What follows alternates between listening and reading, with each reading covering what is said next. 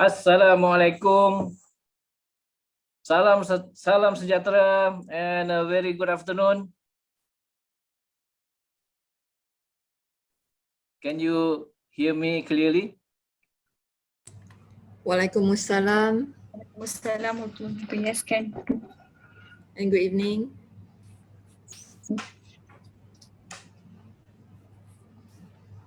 Okay, I hope you can hear me quite clearly. So Very thank you clearly. very much for joining our virtual conference. I am very honored to have you all here. We have Dr. Ahmad Tamizi. Ya, Apa khabar, Doktor? baik. Baik, dengar tak? Okay. Pak Okay, Seha, baik. how are you? Yes, Alhamdulillah, Thank you for good. joining. Yeah, thank And you. then Ling, Yes. Dr. Ting, Hi. hello. We have one actually, Ida Farida from Indonesia, from Bandung, Indonesia. Yeah, hello. Okay. Dr. Thank you for Sophie. joining us. Ida Farida Yeah, actually should thank have you. joined our conference 2 weeks ago, but she was I'm sick. she was not able to join, so I invited her to join this conference and Yeah. present her paper as well. And Dr. Thank you. Nurhayati, thank you, Dr. Nurhayati, for coming. Okay. Dr. Chua, one more person actually, Dr. Chua, hang on.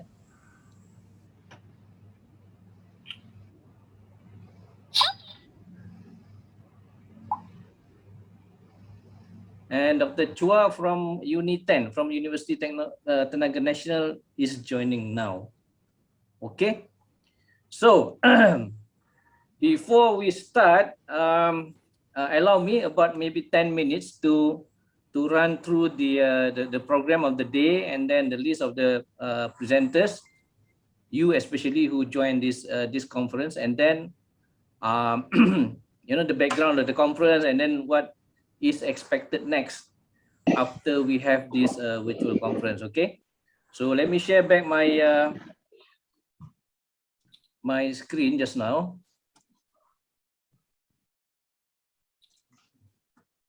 Okay, can you all see my screen then?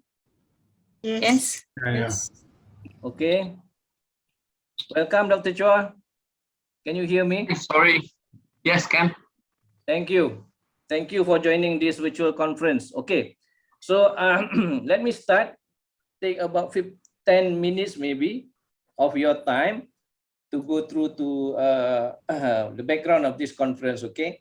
So welcome you all to this third international conference on economy, education, social science, supply chain, engineering, technology, and tourism. In short, we call it ESSET2022. This is the third installment of this conference. We have this conference last year and also the year before. Okay. This conference was supposed to be held face-to-face, the physical conference in Bayview Hotel, Penang. However, unfortunately, we could not hold the conference because of the insufficient number of participants who registered as a face-to-face presenter. Okay, we need minimum 7 to be at least to us feasible economically to run the conference physically at in Penang.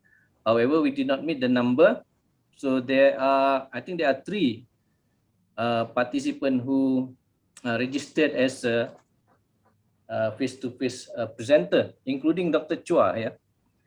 Okay, but unfortunately, we cannot hold one face-to-face conference, so we advise them actually to join this virtual conference or submit their video presentation. Yeah.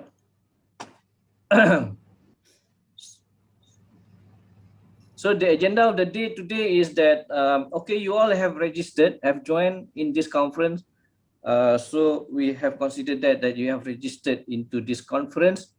I'm having this opening session, a little welcoming address and also background of the conference, and then after this, we will be going straight to the presentation session according to the schedule that we have already provided you earlier. Okay. After that, we should be finishing around maybe 5 or probably earlier or later, depending on how much Q&A we're going to have. Okay. And then we should be finishing around 5:30 p.m. I hope the schedule looks simple and easy to follow. So let me go through the list of the presenters. Okay, this is the latest update that I have.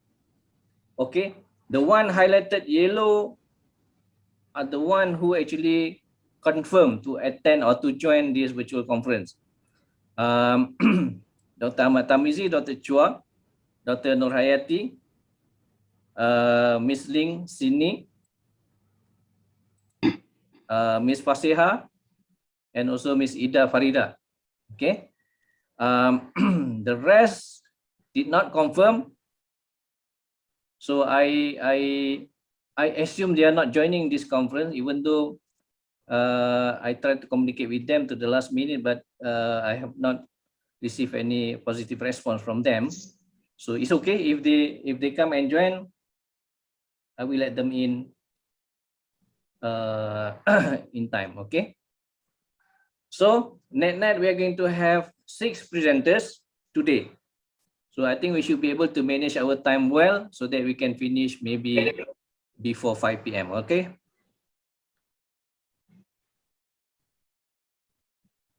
So each presenter is allocated about 10 to 12 minutes presentation time. Okay. So you do not have to share everything that you have in your full paper, but basically around these 4 quadrant of main points. The first one is the the objective or the aim of the research, actually, of your paper, and then the background. All right, and then there is supported a bit here and there with the literature review, and then data analysis. Okay, a bit how you collect the data, and then the method, and then we talk about your finding and discussion about your finding. At this particular quadrant, you may want to spend a little bit longer to share your finding of your research. And finally is your conclusion. Please go around that quadrant. I think we should be able to, all of us basically, to take about 10 to 12 minutes to finish your presentation. Okay. At the same time, at the end of each presentation, we will allow maybe 5-minute Q&A. All right. Not really question, but we also welcome very much feedback. Okay. Constructive comments that we may want to help our fellow presenters with their research paper. Some key improvement, for instance, that we may want to recommend to the presenter to improve the paper further. Okay. So not just question, we can ask question, but I also encourage all of us, basically, including myself, to provide some constructive feedback to the presenters. Okay. So that's the whole objective of this conference today.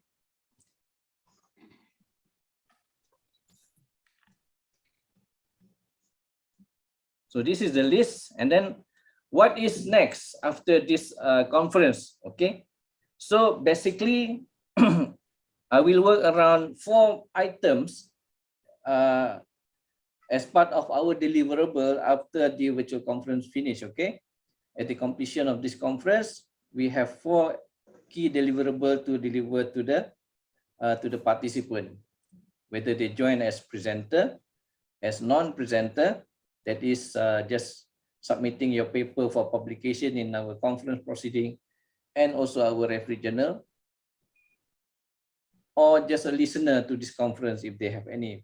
For today's conference, we do not have any registrant as a listener, okay? But we have quite a number in our past conference, okay? So the first thing that we need to provide you after this conference is the certificates. Okay, we are not providing physical certificate, but we are providing you in the form of PDF copy these certificates. Yeah. So this certificate will be provided to you who register as a presenter, either face-to-face, virtual conference, or video presentation. So our commitment is within a week, but we believe we can do it within next 1 or 2 days. Secondly is the publication of the presentation video. Those who have submitted their pre-recorded presentation video of their paper, all those videos will be reviewed by us and will be published in our YouTube channel also within a week after today. Okay, but normally within 2 to 3 days, depending on the how many actually video that we receive from the participants. And the next one is basically the publication of your paper in the conference proceeding book and also in journal. All right. So the conference proceeding book, normally we can finish that within 1 to 2 weeks. Again, that depends also because some participants, they have registered, they have paid the fee, they have submitted the abstract, but they have not submitted the full paper yet. Okay, I think there are quite few from this conference that they have not submitted their full paper yet. So we can actually process the publication of the proceeding book earlier if we can actually receive all the full papers earlier. But we have also to be flexible because some of us may not be able to submit the full paper as soon as we like it to be. Okay, so some delay, maybe a week later, so that will be a little bit affecting the deadline of the submission of the conference proceeding book to all participants. Okay, but our commitment is within 1 to 2 weeks. Yeah, to publish the conference proceeding book. This proceeding book is assigned with the EISBN number that we gotten from the Malaysian National Library, the authority with respect to the publication of journals and also proceeding books and whatever material. Okay, and then the next publication, which is of major interest to most of you, is publication in our referee journal. Okay, so our commitment is between 1 month to 3 months, depending on actually the date of the conference. Like today, the date of the conference is 26th of February. Yeah, I would like very much to publish all of your papers in the March 2022 issue of our journal. Okay, our journal publish, all of our journals publish 4 times a year: March, June, September, and also December. So for this conference, 26th of February deadline, I like very much to publish also your paper in the March 2022 issue, unless specifically requested by the participant that they don't want to publish in this March issue, they want to publish probably in June issue. We have also a situation where the participants do not want to publish in a journal, they just want to publish in proceeding because they have already earmarked journal of their choice, basically, to publish their paper. That is also possible. Okay. Next one, I'm going to discuss. I'm going to show you how roughly the certificate of participation is going to look like. In this case, this is certificate of participation as presenter. You all will be receiving something like this. The logo will change here. The logo is for the current conference, and this is your name, the title of your paper, and then the name of the conference, the date, and the venue. Okay, for those presentation video, pre-recorded presentation video will be published in YouTube and may look like this. Okay, it may look like this. All right, so we have the video here, and here we have a brief description of the video. So this description our team actually take from the abstract of your paper. Okay. And then publication, remember there are 3 publications we are going to talk about. One is the publication in conference proceeding, signed with the EISB number, and then publication in our referee journal. From our website, if you read through, you will come across the list of the journal that we have currently. Referee journal, 7 journals altogether covering most research area. Of course, we do not have a specific journal, for instance, like religious study, specific journal for health, for that matter, But if you have publication, your research area is health, we will most likely be publishing it in our social science journal, right? And then we have also collaboration with partners, editor, who actually are having their journal index in Scopus. Scopus specifically. Right now, I don't have any contact for ISI. Similarly, also I don't have any contact for ERA. So right now, I only have Scopus, but also with the very limited number of journal. Okay, let me go back to the conference proceeding book. So the conference proceeding book is all accepted papers from this conference will be published in conference proceeding book. In all likelihood, it will be published verbatim, basically as is, as you submit your paper to our conference. Of course, when you submit the paper, some do not follow exactly the full paper template. So we will have to adjust a little bit about the spacing, a little grammar also we put in, and then the font, the paragraphing, and so on, okay? So that it actually comply to the formatting standard of the conference proceeding book. Okay, so some amendments such as compliance to the publication may be required. Yes, we also wrote to the participant maybe to make some correction to the paper so that it comply to our publication standard. Our commitment is within 1 month, normally 2 weeks, but we can probably do within 1 week if I can receive all of your papers within this week, okay, or within next week. This conference proceeding is in PDF format. We will email the PDF to you, okay, once it has been completed, and it is not online. The reason is because all of our journals are online. Yeah, all of our journals are online. So if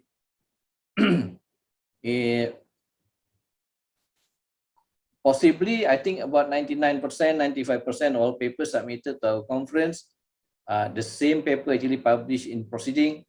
The same paper also will be published in the journal, in our journal. So if both paper actually if both journal and proceeding is online, the journal may have an issue with the very high similarity index. All right. So that is the reason why we publish the proceeding in hard copy or in a PDF format. Okay. The referee journal, all journals are indexed by Malaysian Citation Center or Pusat Citasi dan Infometrik Malaysia. That is the right word actually for now. They have updated the term. Okay, and all of our journal are currently indexed with My Journal of MCC. Okay, the journals are all online. So once published, your paper published, we will provide you the URL to the journal so that you can access the journal and cross-check your paper publication in that journal. Okay.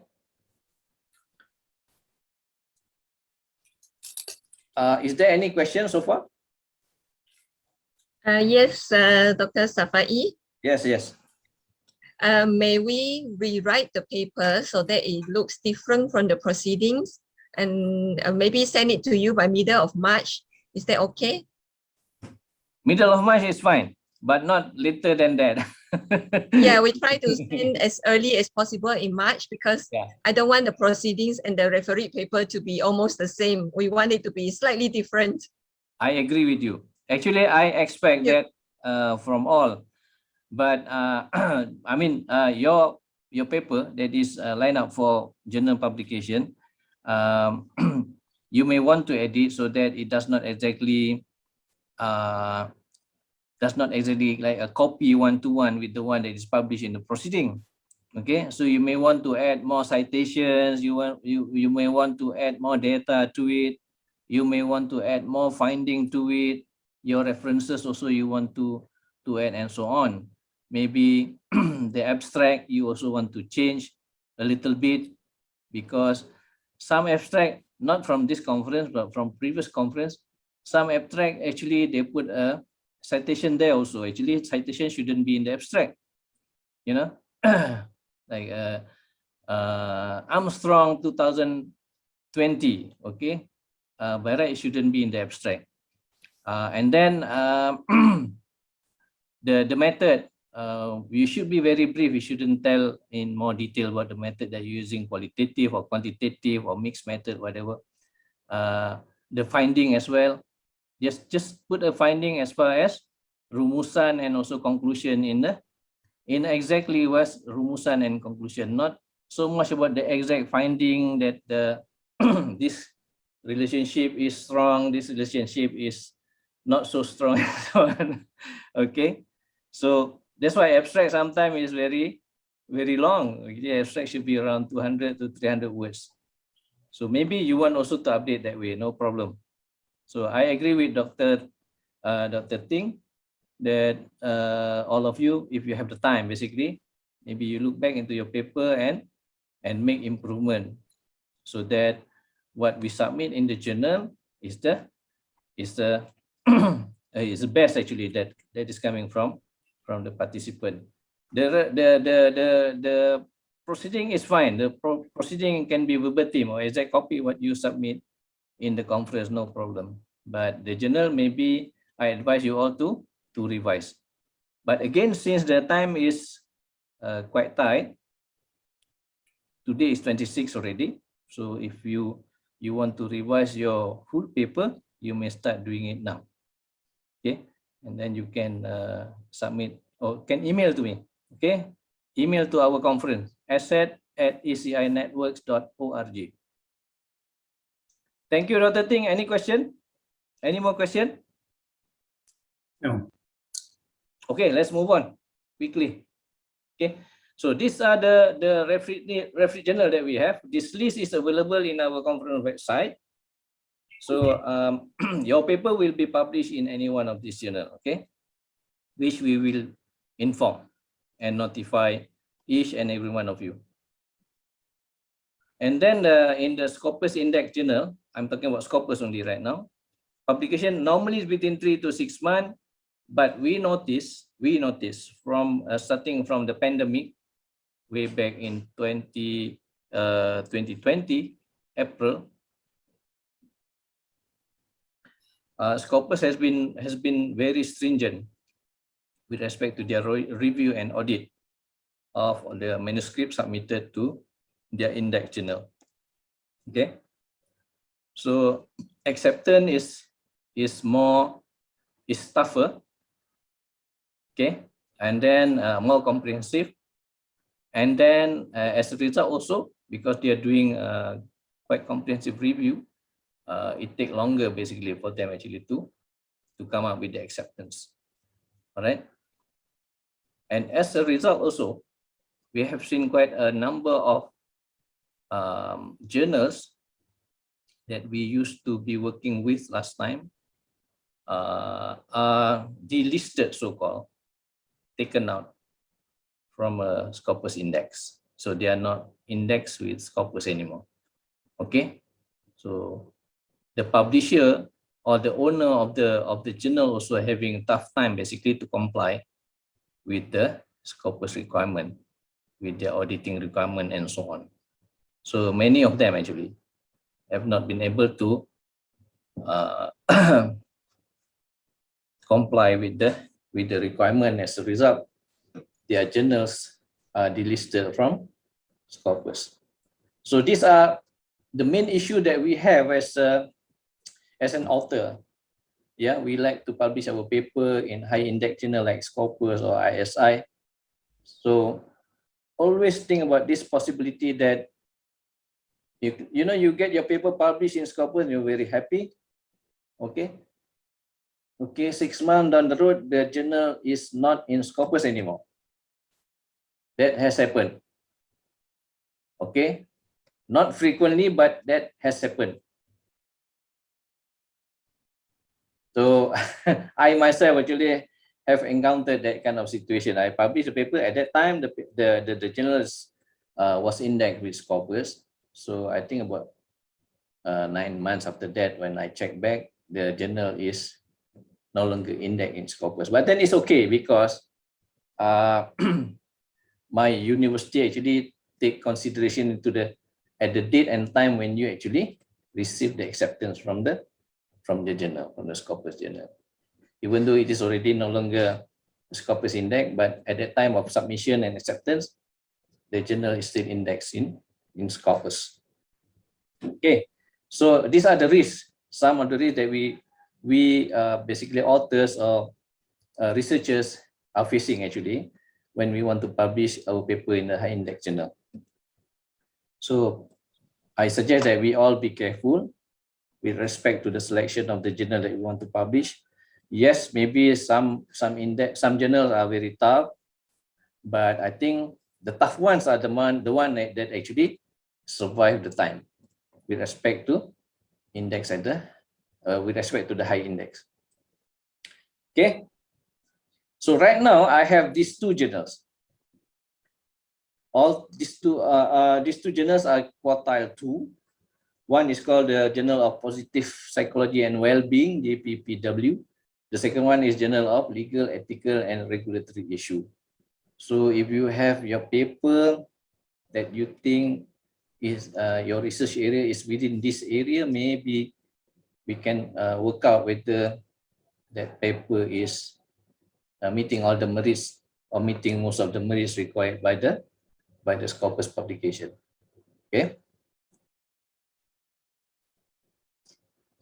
So in a summary, we have 3 publications: publication in conference proceeding, publication in reference journal, publication in Scopus. Now, if your paper is selected for publication in Scopus, because during our review of your paper, full paper, we normally also earmark.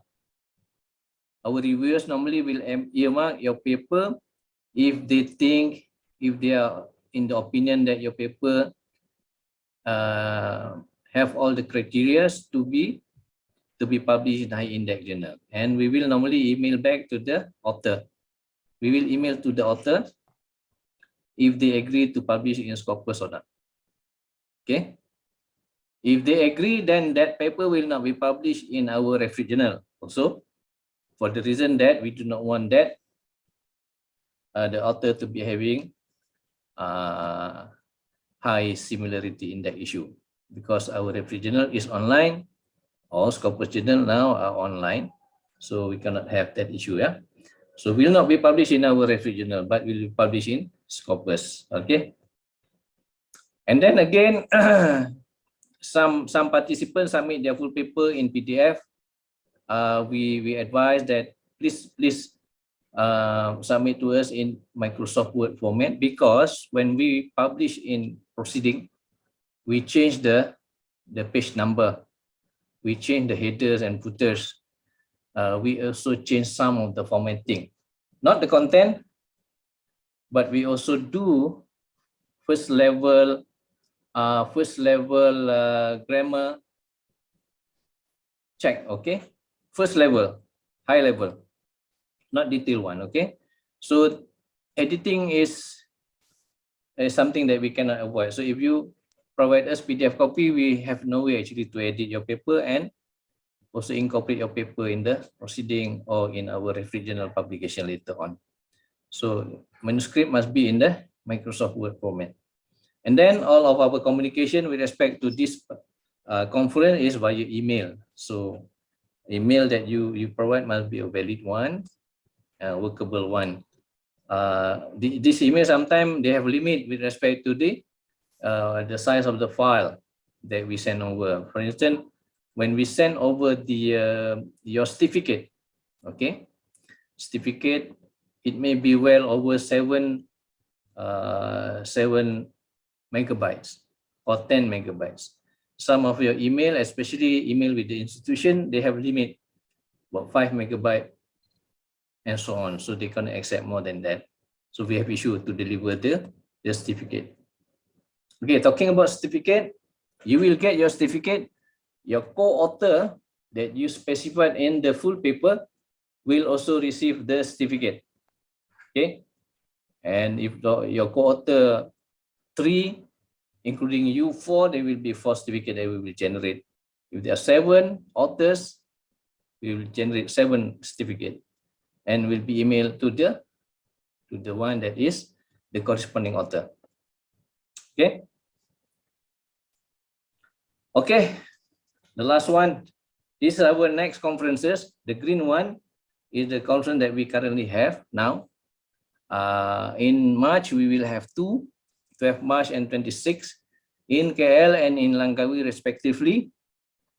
I am not sure about this COVID-19 impact, but I have not been able actually to have face-to-face until today. The last time that I have was in September 2021, if I'm not mistaken. Yeah, it's about 6 months back. Because the number is not sufficient, it's not enough. So I hope the next ones that we have, we're going to have minimum participants so that we are able to organize the face-to-face conference. Okay, the Saturday 23rd April conference by 2022 is actually during the fasting month, Muslim fasting month. Okay, a week before Hari Raya, a week before Idul Fitri.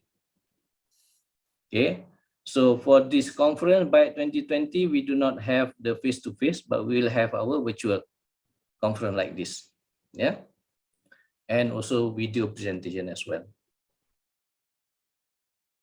Okay, so that's it. That's the end of my short presentation. So called, it's not really short. It's not now. It's already 2:30 actually. So if you have any question, you can ask me now. Otherwise, we will move straight to our presentation agenda.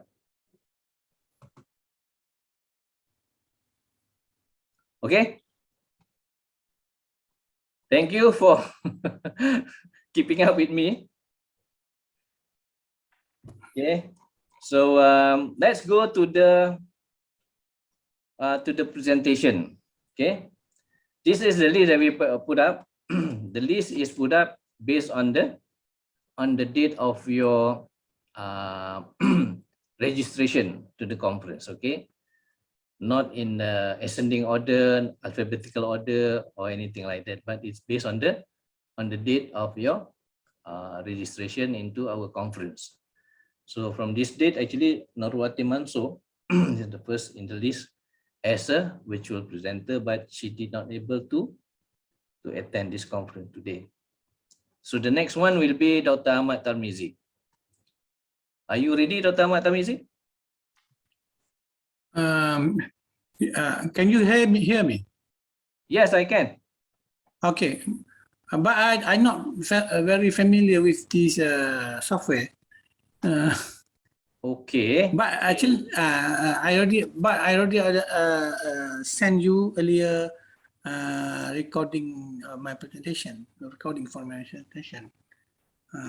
You want to run that recording because to me personally, I prefer that you present live so that it is interactive and so, okay, but how? I mean, I'm not very familiar. Can I mean? Okay. Yes, you can. I will stop from share now, my screen now. Okay, now you can see me. You can see everybody. Okay. Okay. From your screen, you can actually share screen. There's a share Upload. screen button, right?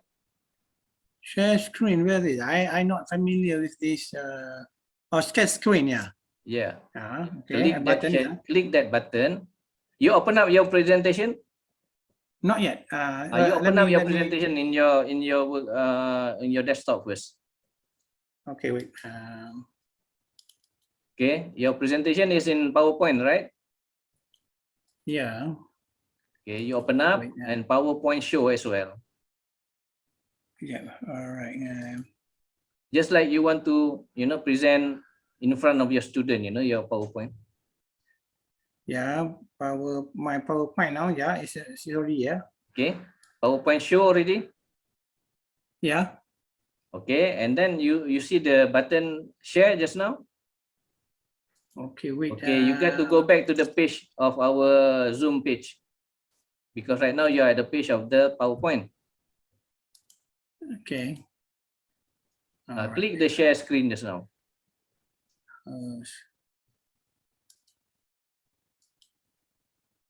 Cannot be. Okay, never mind. I will multiple participant can share at the same time. Okay. Can you try one more time? Share screen and then click the screen that you want to share. Because you probably have more than one screen. Okay. Okay, can you see now? Yes, now I can see. All But right. this is not your PowerPoint show. This is your PowerPoint edit actually. But you can show, yeah, you can show that one. Click that button, yes. Now we can see. Yes. No, wait. Yeah, you can start from your first slide. Okay. Yeah, now it's PowerPoint show. Yeah. Great. We can see that. I think everybody can see the screen now. Yeah, I think so. Yeah. Yes, we can. Okay. Dr. Ahmad, you can take over the floor, please. Huh? You can proceed now. Okay. Okay. Bismillahirrahmanirrahim. Alhamdulillahirrahmanirrahim. Wassalatu wassalamu ala asyrafil anbiya'i wal mursalin sayyidina Muhammad wa ala alihi washabbihi ajma'in. Okay. My subject of presentation now is about fatwa during COVID-19. Is actually from the UMS, University Malaysia Sabah Fund. So it begins in 2019, and the research began 2019 till 2021. Okay, Dr. Ahmad, I have a request. Yeah. Yeah, I have a request since there are also participants who are non-Muslim. Maybe you want to explain a bit what is fatwa and. I will explain. Okay, all right. Okay. Thank you. Okay.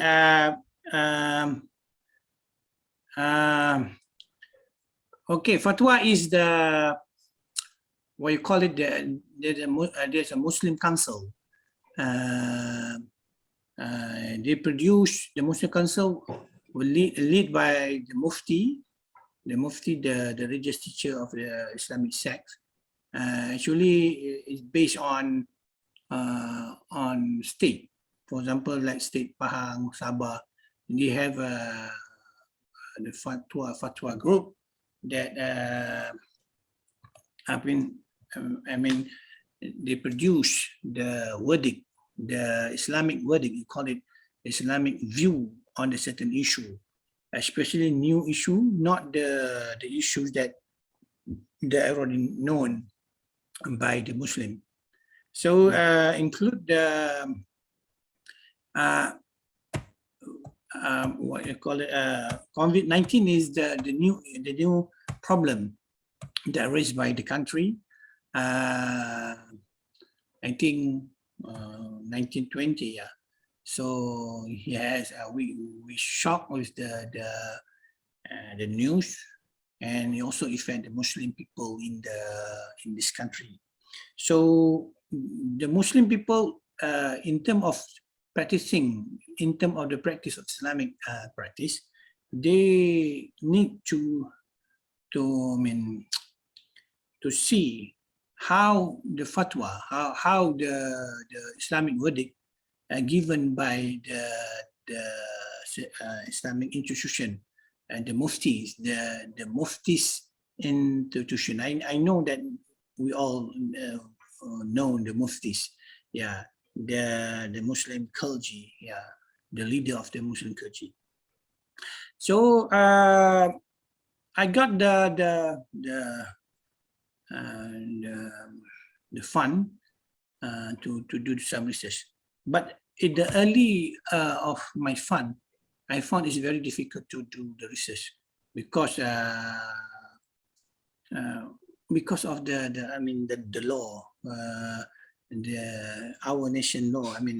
Our Malaysian law provident us to do the research, and according to the what I have planned before. So many things has changed. Firstly, I like to do my research not just in KK and its suburb, but also in different places like Tawau, Sempurna, Lahad Datu, and so on. But I cannot do that because the government didn't allow at the time. They low rate at the time. So I just do the research around Kota Kinabalu and its suburb. Near the place near to the Kota Kinabalu. Okay, the role fatwa is, I give the simple explanation of fatwa. Fatwa is that the group or the people headed by the mufti to give the new view or the new verdict to the certain new problem that raised in the public. Okay, for example, the COVID-19 is the new phenomena or the new problem for the Muslim. So I found that it's very difficult to shoot out to find. I'm just a scholar. It's very difficult to accept the view of the religious leader because they use different mechanism to give the verdict. This is the area, Kota Kinabalu, the area of my research. Okay, these are what I'm trying to do. I did the research about the SAC, research level education, and so whole remain. I try to do some research according to the what the resources are able in the Kota Kinabalu and suburb. I found that in brief, it's very difficult to justify the fatwa and its mechanism, or because the fatwa has its own science. It's very difficult to satisfy all the people, all the Muslim, that the fatwa can be acceptable for everybody. Okay, I not go to the detail of this because it's very technical, and I will find the very important things, because my research is about the changes happen during the COVID-19. The practice of the Islamic value is changing. So we found that what been practiced before is like change. For example, like a prayer, the prayer Friday, the prayer in congregation. So the prayer in as told by Prophet Muhammad SAW, it must be close together. For example, like Friday prayer, close together. It must be straight and close together. And the 1 meter distance is not commanded by the Prophet Muhammad. So we found this very I mean, it's changed, and the fatwa give the change the different verdict. And also we have like, for example, the Muslim in this country, they like to read some verses of Quran together, but they cannot practice it because of the COVID-19. We found it is like some zikr, what you call it, memorizing. I'm not memorizing. I mean, zikr. It means that you reciting God's name and ever cannot be practiced anymore during the COVID-19. Many change.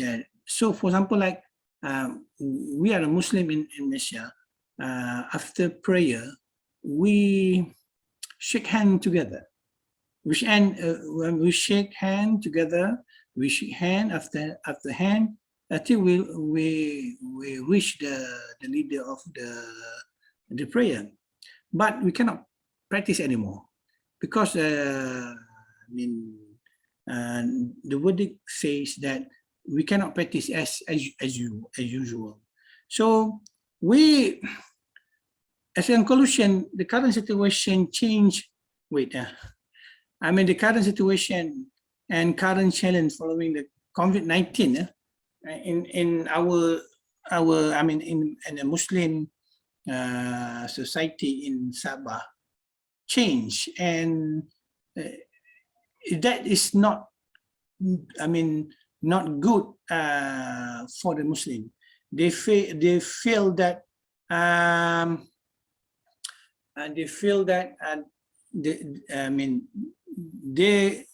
they say yes to the government because the government say so on. They say yes, but they really not really I mean agree with the idea. Many of them is not agree with the idea. They also however, the Mufti tried to provide the new verdicts in the problem. I mean, during the COVID-19, following the rules of the science of fatwa. That is, I found that the Mufti did that.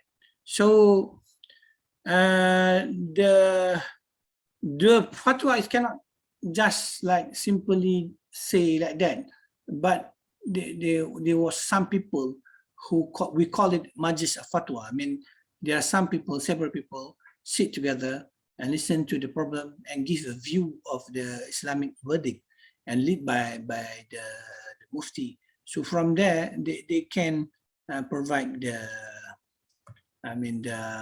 fatwa. So what I'm trying to say is like during COVID-19, before booster time. Yeah, my research is before boosters time. I limit it for before boosters time. It seems that many things is changed. Many things is changed for the Muslim, especially for the practice. I mean, individuals or in the group has changed. So they're not really happy with the change, but they can cope with the change. Okay, that's all I think. Okay, thank you.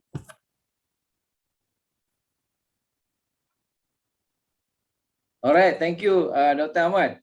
Actually, it is quite an interesting subject regarding the fatwa. Okay, to the benefit of all, basically, let me share the matters related to Islamic religious matters. Basically, are so-called under the jurisdiction of state. Yeah, usually the king of the state, the sultan of the state, or the head of the state actually is not under federal.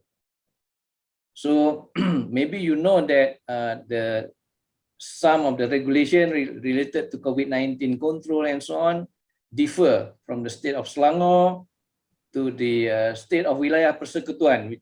I live in Selangor, so our neighbor is in Wilayah. So Wilayah is more flexible, so-called, but Selangor is rather stringent with respect to, for instance, like when you're attending prayer in the mosque or in masjid, for instance.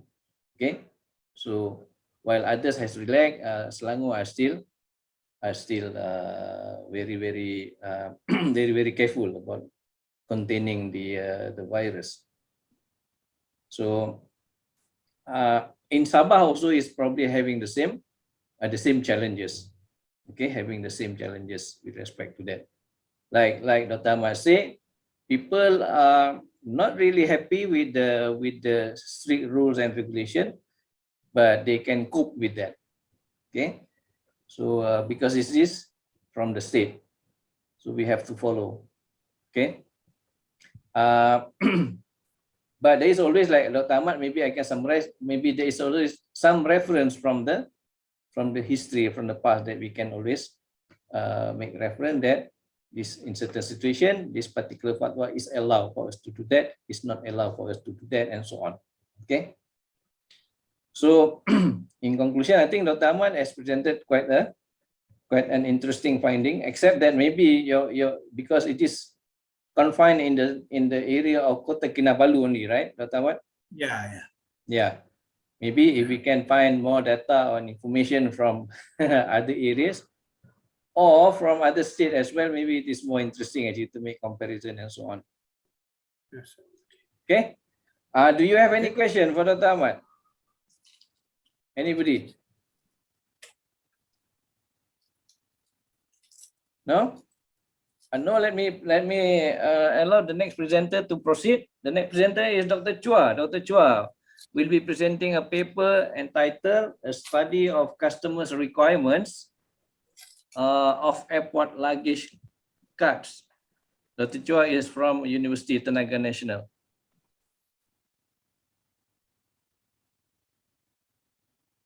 Hi, can you all see my slides? Yes, Yeah, yeah. yes, I can. Okay, Yes. great. Okay, let me because my internet is a bit slow here because it's raining. Okay, let me go to the full screen. Okay, all right. So it's now full screen, right? Yes, now full screen. Okay, all right. So let me start. Yeah. Okay, so I think a very good evening to everybody who are present here in this particular conference. So allow me to introduce myself. My name is Chua Yolong, and I'm actually from University Tenaga Nasional, from the Mechanical Engineering Department. And this is basically what do you call that, a project, a final year project where my student did part of it. This is the first part of it. So we were actually doing we want to redesign a airport luggage cart. Okay, so we did a customer survey or customers requirement survey of what the airport luggage cart that they actually supposed to be like in terms of from the perspective of the users.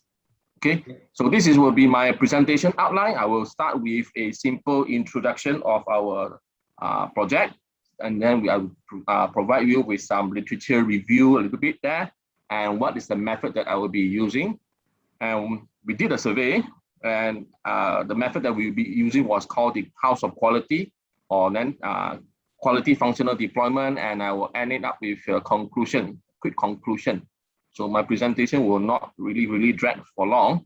So a quick introduction. Okay, at least many or if not, most of us would have gone through or went to the airport before, and we've seen the luggage carts. Okay, where you place your luggage. Okay, in the airport. And I'm sure that you all know that this one is being used extensively in airports around the world, whether it is a domestic airport or whether it is an international airport like our KLIA. Now, the current design of our luggage carts required lifting and carrying the luggage by ourselves. Okay, and to certain extents, to certain margin, that this will be difficult, or this will be a troublesome job for the elderly, or even more troublesome for our disabled people, the OKUs. Okay, so because this one was done by one of my students who is an OKU, and the new design, we definitely need a new design to reduce any injuries, as you can see here. Okay, probably if you're going overseas for long vacations before COVID-19, or maybe after this COVID-19, you'll be carrying quite a huge luggage, and then you'll be quite heavy, and then hopefully you will not get yourself injured. Okay, easy maneuvering. Sometimes the luggage cart is hard to maneuver, and then we want it to be easy traveling in the airport when you are actually going from shops to shops, or from parts of the airport to another part, another sections. So this project here, we want to actually to determine VOC. VOC means the voice of customers. We want to understand, hey, tell me from the customers, tell me what are you looking for in a luggage cart in the airport. For a luggage cart, LC stands for luggage cart. Now, just a little bit of the literature review. So the current luggage cart is basically a moving trolley and a hand truck combinations. Now, there are a lot of designs. There are various designs, including portable as well as foldable. But for Malaysians, I don't think you have seen any foldable design before. There are some actually overseas. Not a lot, but there are. And this trolley actually serves to move our load or our luggage only. It's not meant for your kids or your children to sit on it. Now, the trolley is also used to lift the load from the floor throughout the rotational principles. Sometimes, yes, you can rotate it. Now, conventional luggage trolley is heavy duty and includes a cross platform to hold payload, traction wheels, and a partial handles. This part here, this is what they call the platform. Now, there are some, okay, when we being a frequent flyer myself, okay, the method of navigations and also non-ergonomic design that leads to what we call that the musculoskeletal, I don't know the term, okay, musculoskeletal disorder for users when you have to lift a very heavy load. Now, the method that I'm going to use in my design process in the first phase, when we talk about engineering design, basically there are 4 phases. The first phase is problem identification. So we have done some research, we've done some background research on literature review. Then we come up with the ideas, all these things, before we actually go and design and build the thing for prototype.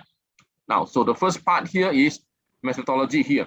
Quality functional deployment, or the QFD. We are going to go according to this strategy. Okay, this one is used in many companies around the world. It's called a quality functional deployment. And the first thing that we do here was actually to understand the voice of customer. And we conducted survey on the luggage use and the limitation of the baggage or the luggage cart, if you want to call it. Now, the survey of the user perceptions of whether is it okay to have an automated smart trolley or the smart luggage cart. Now, we conducted the survey on what they call that online forum called the Flyer Talk, because we can't really actually go into the airport, okay, unnecessarily because of the COVID-19. So we have to do our survey online. It's an online community featuring a forum for frequent flyers to discuss the issues in the airport, the do's and don'ts, anything that actually the frequent flyers like to talk about it. And then from there, we developed something called the House of Quality, which I will explain in probably more detail for those who are from non-engineering background. So this is a quick demographic of the respondents. So number of respondents that we got from the, what they call that, the forum, we got about 70, and this is just a quick demographic of the respondents. Less than 18 years old, small portion. 18 to 30 years old, which is about 28.6%, and 30 to 40 years old, which is about nearly half, 44.3%, and over 40 years old, which is about quarter, 25, okay, 24.5%. So we have quite a good number of what we call that, the respondents, given the current situations that a lot of flights were cancelled at that time. And yeah, this is the results from our surveys, the problem faced by the passengers, and we categorize it into this few from the survey. So portability, mishandling of the what do you call it, the luggage cart or the space or compartment is not enough. Identical luggage, yes, there was a time, okay, when the luggage was two passengers was having the same luggage. It happened to me, okay. I was actually flying back from China from one conference, and then there were two same color, same what do you call it, same type of luggage, and my luggage bag was taken by another passenger. Then when I go and not to say confront up, and then I go and talk to the person, this is my luggage, can you check properly? Then we actually look into it. Oh, yeah, this is yours correctly. So there was a malfunction or breakage of the materials.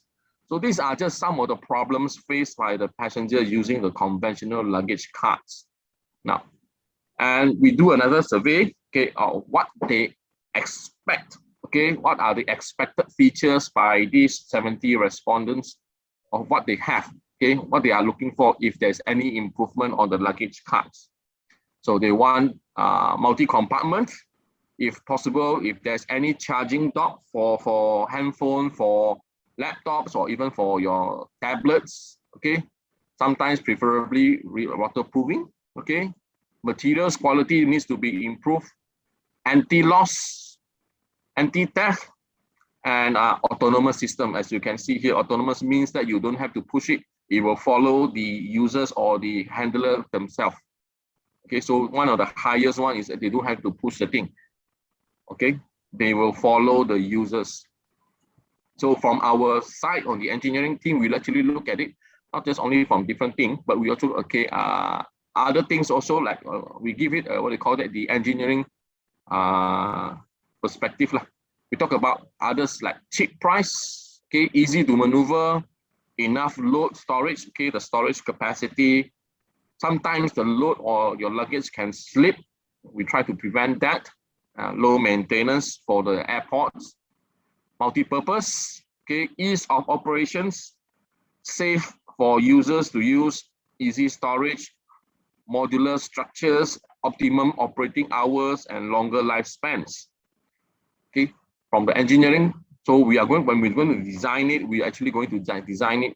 These are the engineering or technical requirements that we will look into, which will be in terms of the design, the weight, the load capacity, how much load it can actually withstand, 200 kg, 100 kg, or 300 kg. What is the platform size and the platform tier?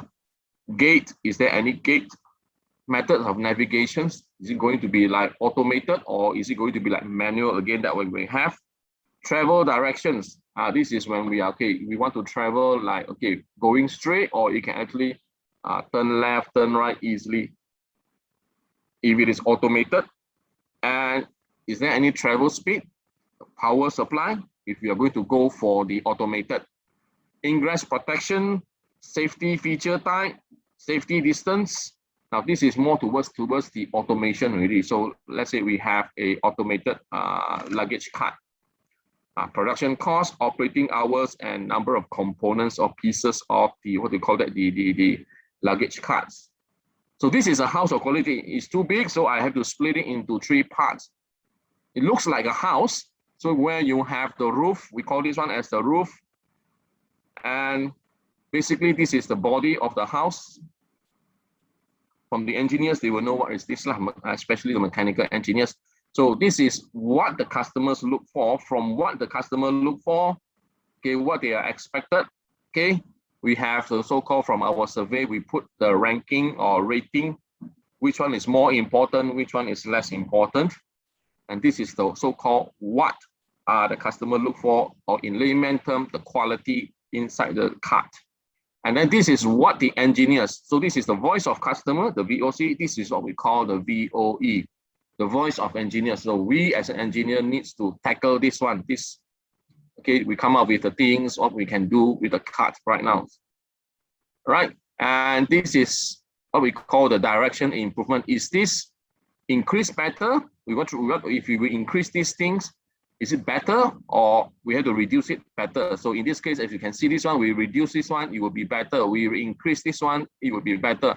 This one, it doesn't really make much difference. It's already on target already. That means whether you increase or you decrease, it doesn't make much difference. And on the right-hand side here, you see something that we call as the benchmarking. You benchmark because we have a lot of models of the, what they call that, the luggage cart from different companies. So it's just like, okay, if I'm designing a new Toyota City, let's say, sorry, Toyota Vios, who are my competitors? Basically, my competitors will be Nissan Almera and Honda City. So that is your competitor. So this, in this case, we are actually comparing or benchmarking our luggage cart with others available product in the market and where we stand. Okay, the scores, where we stand. Okay, comparatively, these are horizontally comparative. So usually we use 1 to 5. 1 is being we are the worst. Okay, 5 will be best. Okay, the best in the market. So comparatively, you will see the score and then you can see which one is better, which one is less. What you have here in the so-called the orange or the body is between the relationship between this, what the customer look for and how the engineers tackle this, the relationship. So in this case, we do not have any so-called specifically right or wrong answers. It's all based on the judgment already. Okay, in the design world, basically this is done by the sales or the marketing or the customer survey. They will go and get the feedback. This will be done by the design team, the engineering design team. Then they have to sit down. Okay, is this a strong relationship or there's no relationship like this blank? If it is a strong relationship between this parameter and this customer requirement, the indicator will be a dot. If it is a weak, then it will be the standard is to be a triangle or an inverted triangle.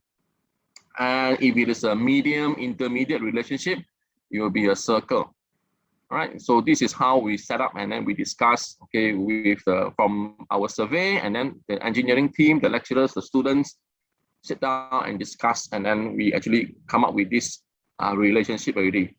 All right, so this is the body. Then I go up to the roof. Now this roof here is another very important thing here. So as you can see, this is diagonal. Now this is built using an Excel file.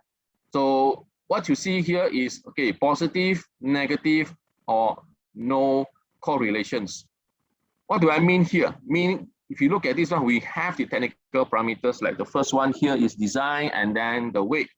And then your design will affect the weight. Okay, so this is the relationship between this technical parameter and this technical parameter. Positive means that if I were to increase this design, okay, parameter, this one will increase as well, meaning to say that they are in the same direction. I increase this parameter, the other parameter will also increase. If I increase this one, there's no effect on the other one, then you will have a blank. There's no relationship like this one. If I were to increase this parameter and then the other parameter actually reduces, they counter direct, okay, then it will be a negative. So this is important in the sense that if I were to change this parameter for engineers, will it affect any other parameter that is in the design or in my product? Yes, as you can see, it will clearly tell you that, oh, okay, so it will affect this, it will affect this. So these are the relationship in what they call that. Okay, this is positive, this is between this number 9 and number 10. This negative is in between number 7 and number 10. They are actually the cross ratio, diagonally. So they will tell you which one is which one is which. So again, there's no right or wrong answer in this one. Okay, there's no right or wrong answer. It's all up to the team to decide. Next would be the this one, targets. Okay, targets are what we call as the quantifiable, or what we call that the target that you want for the variable that you already set up there. Something is, from the engineering point of view, we are actually looking something for that is measurable, achievable, realistic, and specific. So these are most of the time we want to put numbers into it, quantifiable or measurables. And from there, this template, okay, this template will automatically calculate what you call that, the percentages and the weightage. Now in engineering design, Okay, this is considered as a small house of quality. When we design a more complicated what do you call that product, like a phone, handphone, or a car, where you have a lot of components there, this house of quality will be very, very complicated. We have to split it into components by components or system by system. Then it will be very, very what do you call that easy to analyze. So as you can see here, we have about 16. Now, in engineering or in design world, there is no way we can actually tackle all these requirements or the engineering requirement in one go. In real life, it doesn't make sense. There's no way we can tackle everything. So the practice would be, we have to look at here, the weightage, or in terms of the percentage, or in terms of the rating here. For example, we want to solve the problem. We want to improve this one. We have to look, okay, which one has the higher weightage? Which one has the higher weightage? Then we will solve, let's say we have 16 here, we solve the top 8. So we look at the weightage. Which one has the highest? 14%, 12%, 12%, and others like 9, 8, 8.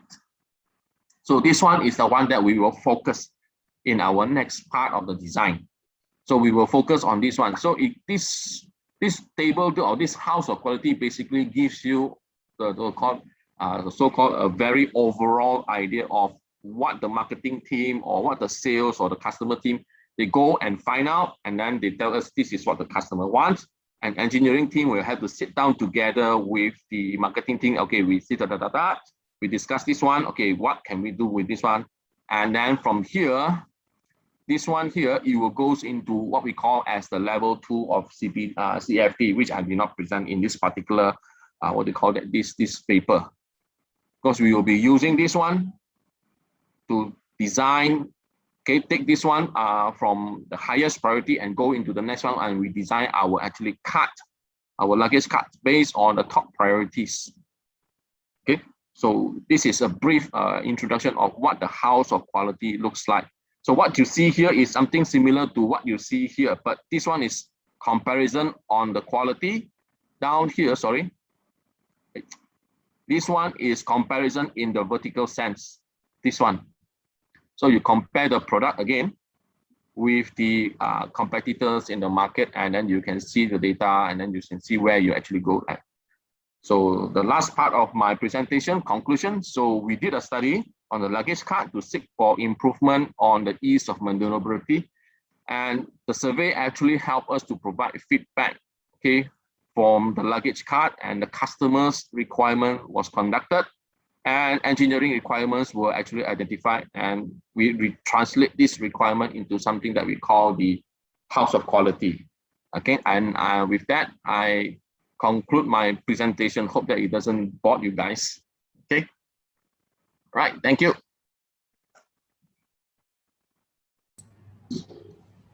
Thank you, Dr. Joel. Thank you. Okay, so any questions from the floor? No? Are you all familiar with QFD? Okay, if you are in the engineering or you are doing okay, I'm teaching a subject called operations management. So QFD is one of the subject that we discuss in our course. So I am quite familiar. Good. I am not truly familiar, but I'm quite familiar with QFD, quality functional deployment actually. So, but I think many of you don't really catch up on QFD because you are coming from a different field of research or faculty, okay? But that is fine, no problem with that. Okay, so if there is no question, then we'll proceed to the next one. Thank you, Dr. Chuan. Interesting presentation. Okay. Thank you. Okay, so the next one is Dr. Nurhayati. Are you ready?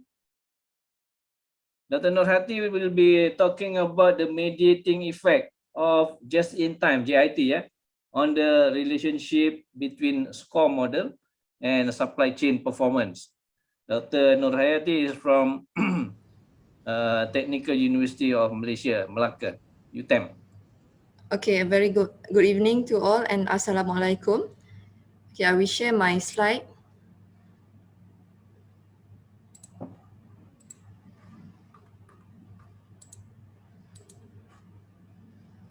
Do you all see my slide? Yes. Okay, Yes. my name is Dr. Nurhaiti Kamaluddin and I'm from University Technical Malaysia, Melaka.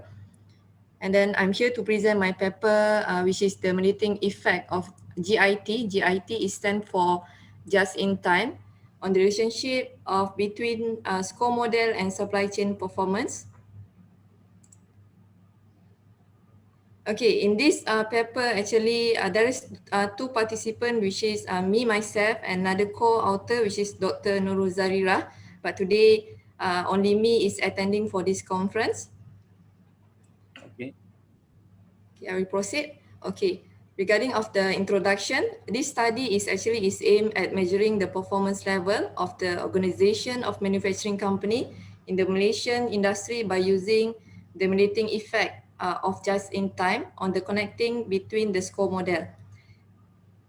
Here, we would like to determine of significant product and service to be included will be measured based on our analysis of score model performance mediated by just in time into several stages of plan, source, make, and deliver, and also return. Okay, supply chain operation reference score model is involved in the activity of provider, which are supplier, and maker, which is the manufacturing itself, and which is wholesaler, client, and enhance for our incorporating proceeding with the performance. Score model we focus on the manager level in this study as because of the manager level is a decision making process inside the supply chain management itself, and score model towards supply chain performance in economic growth, which will help to benefit to industrial and academic. Okay, I will go towards my objective of this study. This study is investigate the level of score model practice in supply chain performance and investigate the relationship between supply chain operation reference model effect, the just-in-time and supply chain performance in Malaysia manufacturing industry based on the 5 decision area provided in the score model version 10.0, which is under plan, source, make, deliver, and return. And these 5 key supply chain performance derive from supply chain business management expert. As we know now, actually, the score model version is already upgraded to version 12. Because while we are doing this research, actually is back to 2019. We are starting for this study. But these 5 decision areas still the same, yeah? Yep, still the same. But currently they are working on the another sub-construct, which is under enable.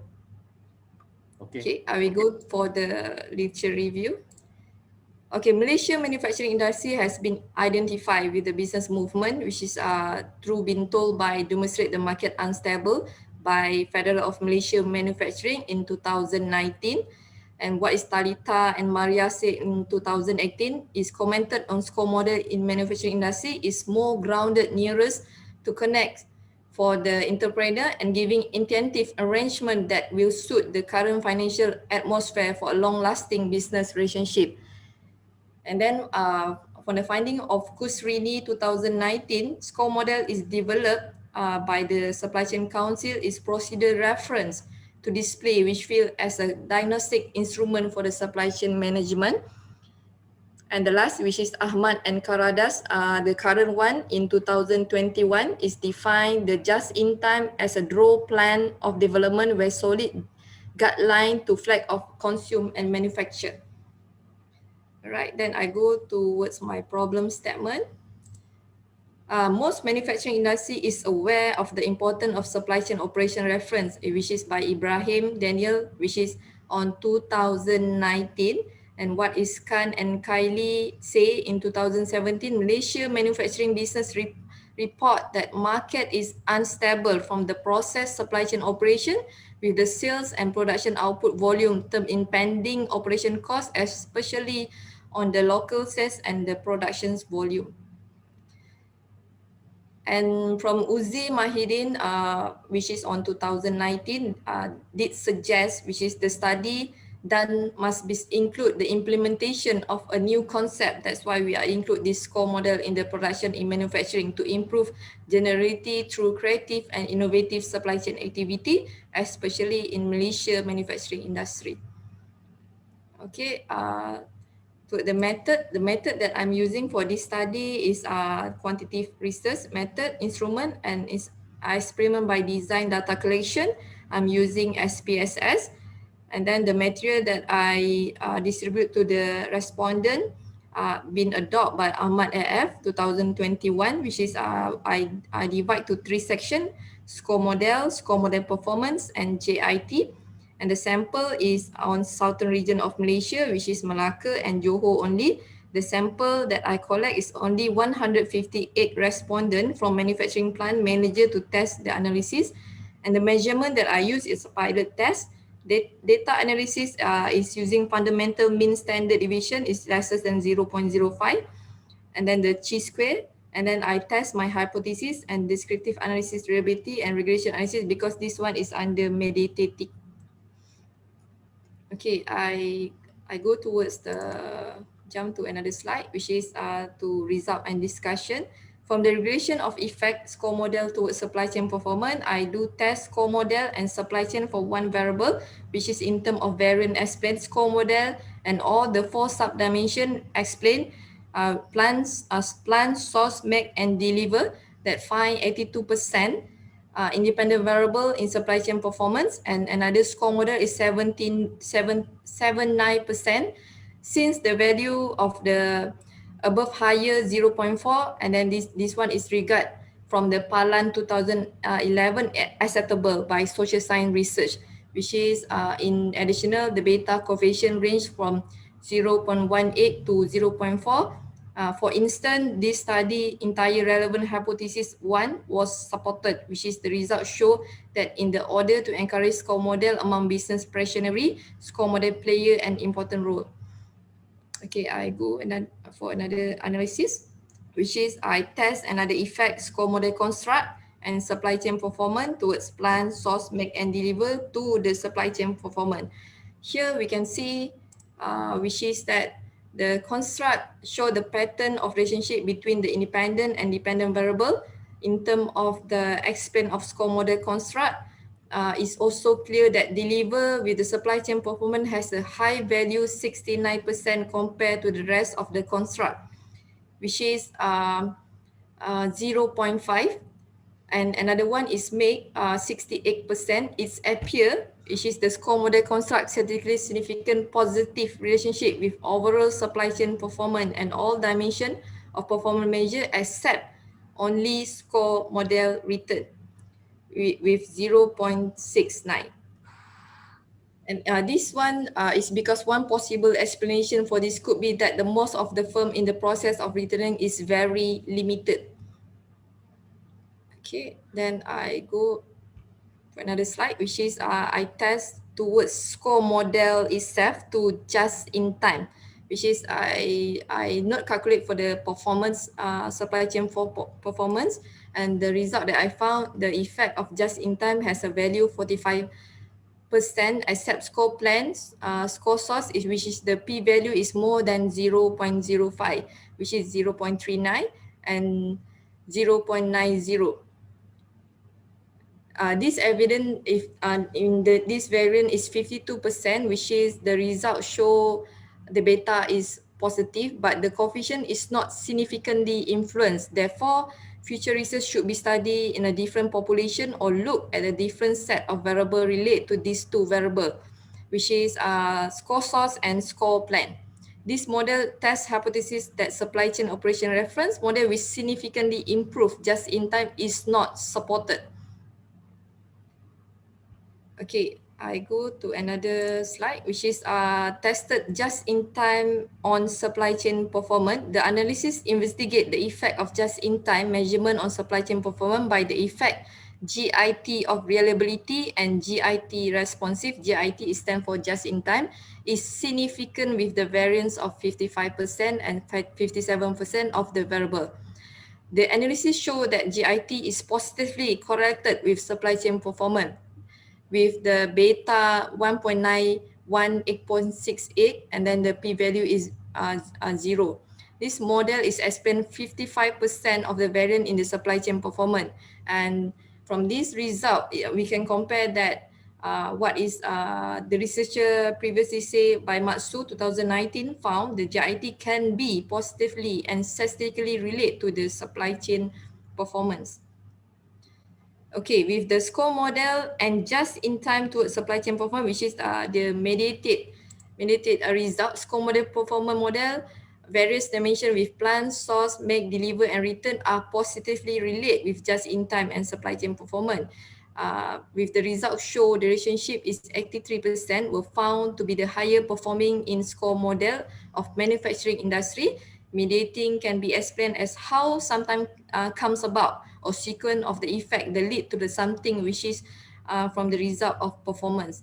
The partially mediating result in this study confirmed that Malaysia manufacturing industry honor of the manager accounted for all the relationship between score model and supply chain performance is very important.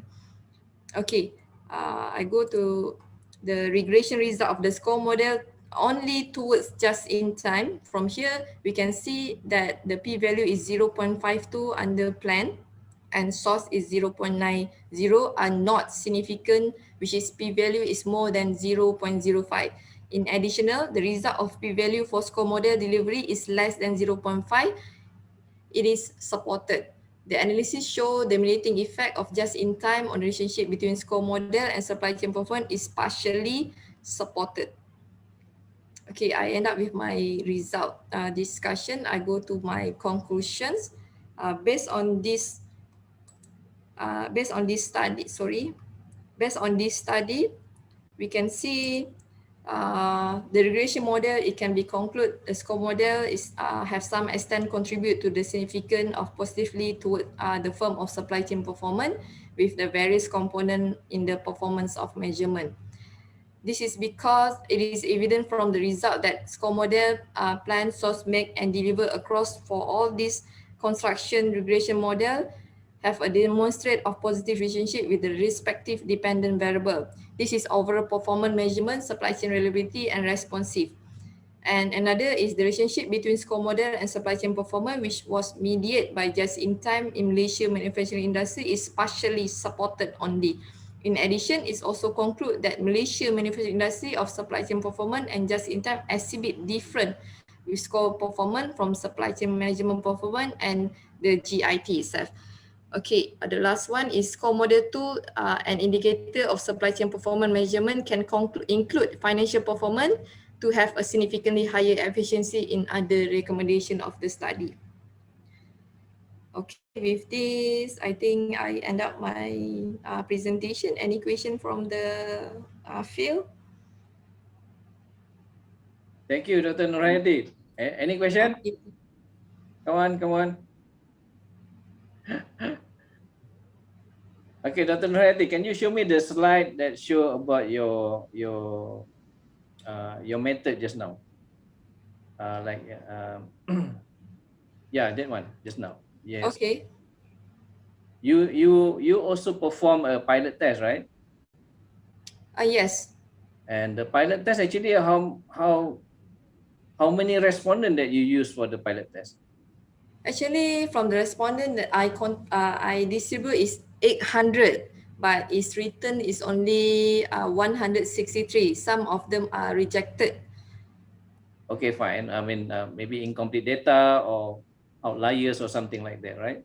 Yeah, correct. Okay, but your data selection and the number of respondents, do you use any any method or any theory or any literature that you are basing your samples from? Yes, what is the right sample and so on? Yeah, actually I did put another theory, but I not include in this presentation, which is theory of constraint, which is related to the supply chain. And then I did test with my measurement. But to make it this study to be in a small area, so I cut it in the theory itself in this study. Because you got theory constraint. how do you send out the survey actually? Is it you do this survey Because during last time, the pandemic, right? actually I just joined with UTEM last 2 months. I come from the industry itself, which is that I work with one of the manufacturing in the Johor Bahru. I did distribute this data by email and to my industry also, which is in my own company that I worked last time, and then the area of the Melaka, which the company under manufacturing sector. Okay. Yep. It's a question. Sorry, Go on. Okay. Regarding this slide, I saw that you use the Dr. Nurhayati, you use the quantitative research method which use an instrument survey. May I know which instrument that you use? You develop yourself or you use already standardized or something that has already been developed? No. I not developed by myself, but I adopt from the SEM developments, which is from the previous study. Yep. And then I combine from the just in time and the performance itself by the score model. Do you have the so-called because for instrument survey, usually we need to know the what they call that, the reliability and the validity of the instruments. Do you have any idea? Yeah, I did actually in the paper itself. I got put the reliability and the validity, which is the data collected will be in this research relevant to the item measure that I'm using writing by supply chain performance through writing hypothesis with a standard by Palan 2011. Okay. Okay. Yeah. Thank you. And then the basic random inspection is utilized as a part of exploration. The population comprised from the senior specialists from the business to 200 to 300 were gathered with during this analysis from the survey itself.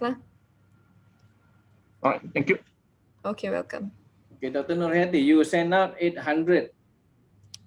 You send out to your questionnaire, your survey to 800 respondent, right? Potential respondents. Yeah, correct. So far actually I did send it along the way 1 year actually for the collecting the data, and then the return is not many, so I got written around 168, and then the value is only 150 something only. Okay, that 168 out of 800 is how many percent actually?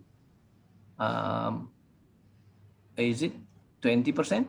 20 more? Yeah, around 20 more. Actually, is more than 20%. More than 20%. Yep. So I'm not sure because the data that you got from southern region only, right? Melaka and Johor. Yeah, southern region is only Melaka and Johor because most of the manufacturing is operate more in Johor. So actually, most of the respondent is come from Johor, because in Melaka area is at the Batu Berendam and Aikro area only. So because I'm working at the Johor Bahru, so most of the respondent that I get feedback is from Johor. And few of them from Melaka. Maybe you have a reason why you do not expand your survey to manufacturing plants in Penang or in Selangor for that matter. Maybe we can recommend for another researcher while they are doing the further research they can do overall on Malaysia, but now currently I specific to the southern regions. For all we know, maybe if we get the sample from all respondents in Malaysia throughout, the result might be different, you know. Yeah, correct. Yeah, I agree that. Okay, all right. Any other questions? No questions. So thank you very much, Dr. Nurhayati. Okay, you are welcome. Thank you. Thank you very much. I stop share from here. Okay. The next one will be Miss Ling Sini. Okay, from University of Malaysia Sarawak. She will be discussing about this is very interesting, LGBT. Okay, LGBT individuals and acceptance of LGBT in Malaysia. Okay, how do we accept LGBT in our community? Maybe our friend, maybe our close friend, maybe our neighbor, you know, maybe one of our relative, maybe your sister, your brother, and so on. Okay, so let's see what's your research actually tell about this. Okay, Miss Ling, please take over. Good afternoon. Let me start this off before Miss Lin takes over. This is our study. This is our study on LGBT, and Shinny will be presenting a small part of this study involving the relationship between our contact with LGBT individuals and our acceptance towards LGBT. So I'll let Sydney take over from here. All right. Thank you, Dr. Ting. Okay, a very good afternoon to everyone. Can you all hear my voice? Yes, very clear. Yes, okay, all right. So, hi everyone, and also good afternoon to all the participants here. And like what I have introduced by Dr. Ting just now, our paper entitled Relationship between the contact with LGBT individuals and the acceptance level of LGBT in Malaysia. So let me start with the introduction.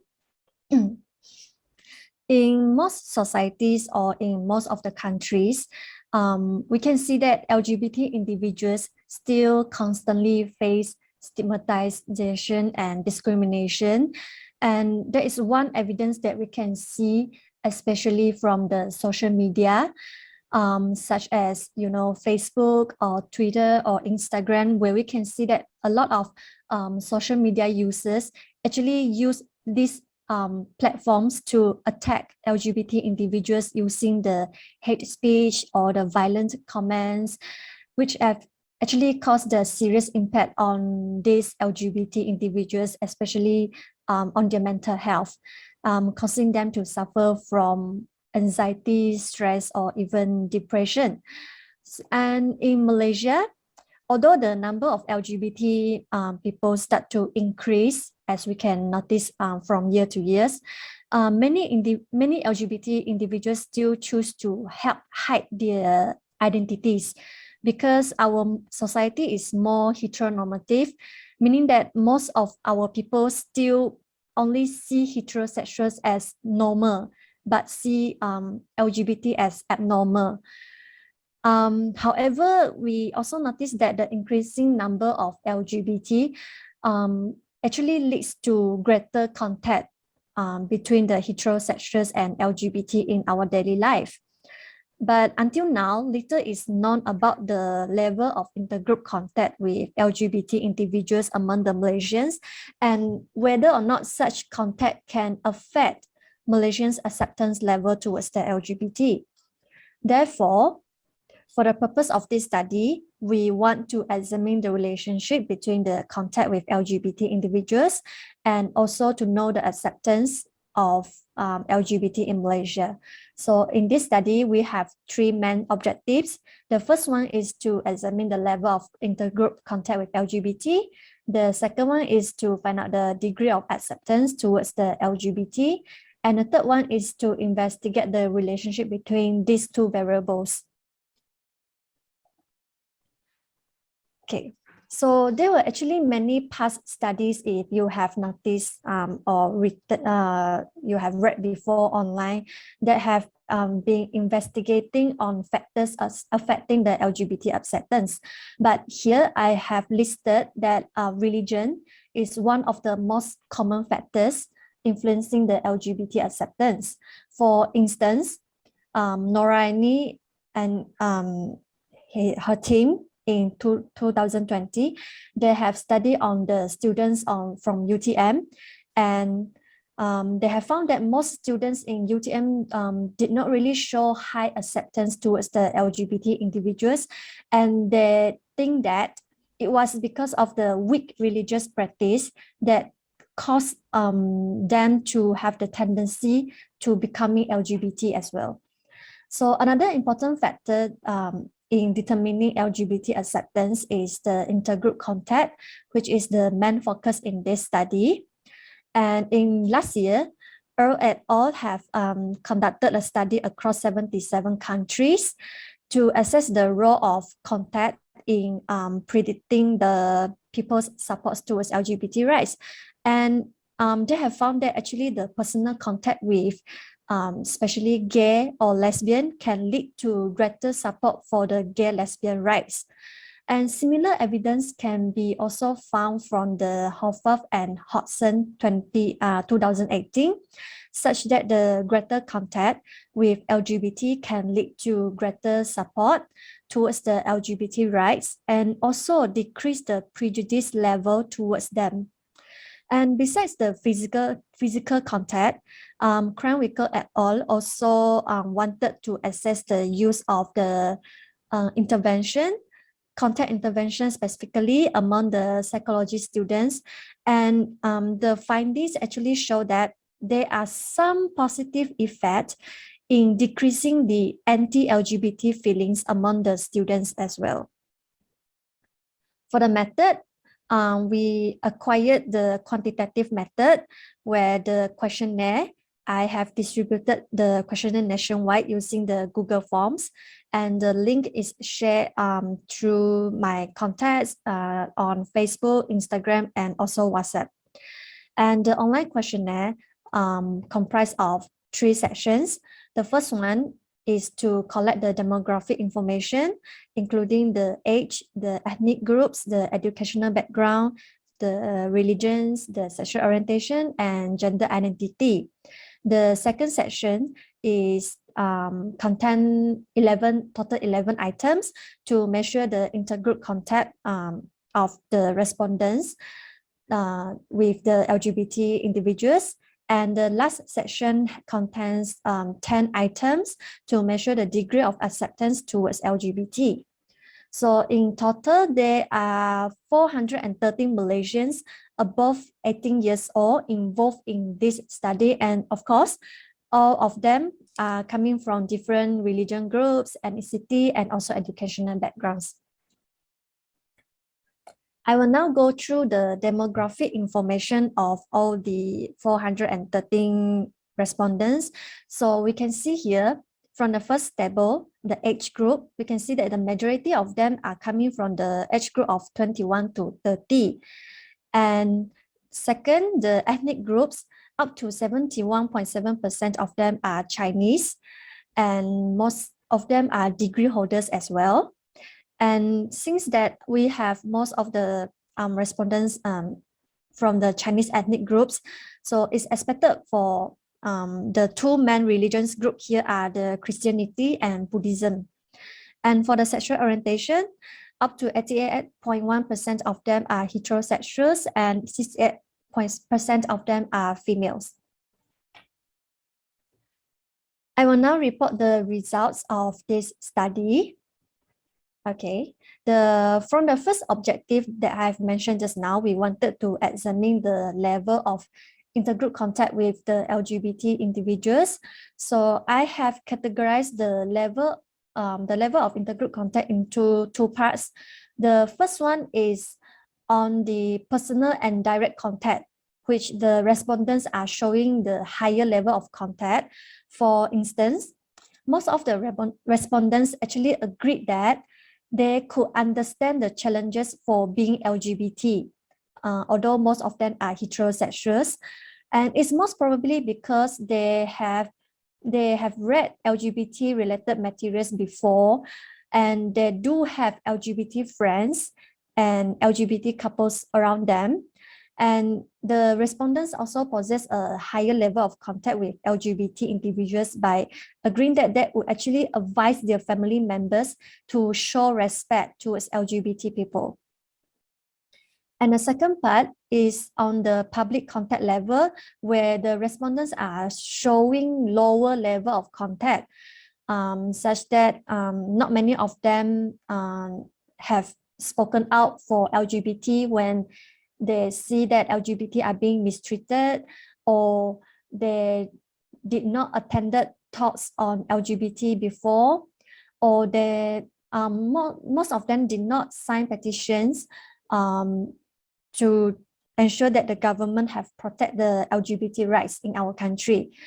And also, it's most probably because the Malaysia did not legalize the same-sex marriage, and therefore not many of them have agreed that they attended the LGBT marriage ceremony before, because it cannot be done in public in Malaysia. And not much of the respondents have developed the romantic relationship with LGBT, since most of the respondents in this study are heterosexuals, and it's expected for them to develop maybe heterosexual relationships only, and most of them did not report for being part of LGBT as well. Moving on, I will now report the findings on the respondents' acceptance level towards the LGBT individuals. From the scale bar here, we can see that majority of the respondents from the left direction, majority of the respondents could barely agree, or they could barely accept that for their own children or the religious leaders to be LGBT members. On the other hand, the respondents generally showing greater acceptance if others involved in LGBT. For example, they could agree for politicians, celebrities, military officers, even teachers, close relatives, and work colleagues to be LGBT. And also from the scale bar on the right side, the right direction, we can see that the respondents are showing the greatest acceptance when the LGBT individuals around them happen to be their friends or their neighbors living in the same neighborhood. Lastly, based on the third objective that I have mentioned just now, we also intended to find out the relationship between the intergroup contact and acceptance towards LGBT individuals. So I have conducted the Pearson correlation, and the results actually show a moderate and positive relationship.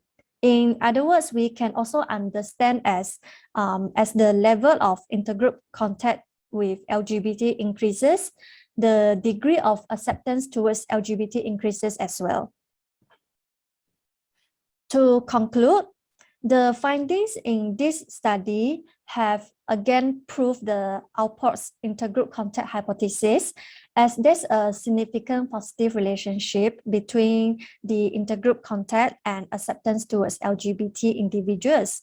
However, from this study, despite that showing acceptance towards the LGBT among the Malaysians, most of them still could not accept for own children and religious leaders to be part of LGBT.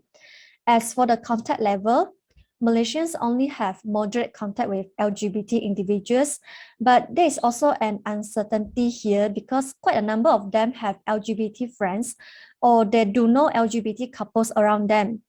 And at the same time, they're also willing to express understanding towards them, but at a certain level that would not support them publicly. And also, since in this study, the respondents were mostly heterosexuals and young Chinese degree holders, and there's a limitation here, limiting the generalizability of the findings to Malaysians with these characteristics only. And the research is funded by the Fundamental Research Grant Scheme, Ministry of Education, Malaysia. And that's all for my presentation. Thank you. All right, thank you, Ms. Ling. Yeah, very interesting, actually. Let us open. If any one of you have question or you want to add or anything from your experience. I have a question. Can I ask a question? Yes, yes, of course. Where the research take place? Whole Malaysia. Nationwide. Oh, including Sabah lah. Yes. But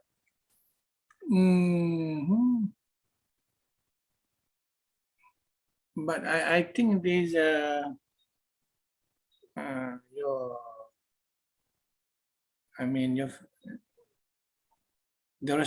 respondent, yeah. Your respondent is quiet. Yeah, your respondent. You can see that there is something is not.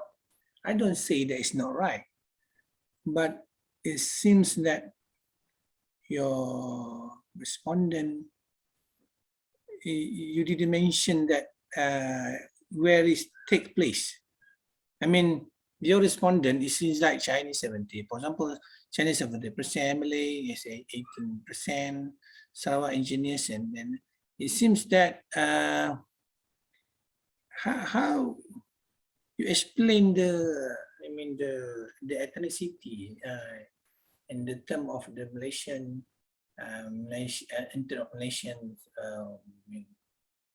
assimilation, the ethnicity. You didn't seem to me that you never ask the questions or get information for the ethnicity. You just say Sarawak engineers, yeah, engineers people, Sabah engineers people, there's something like that. Ethnicity is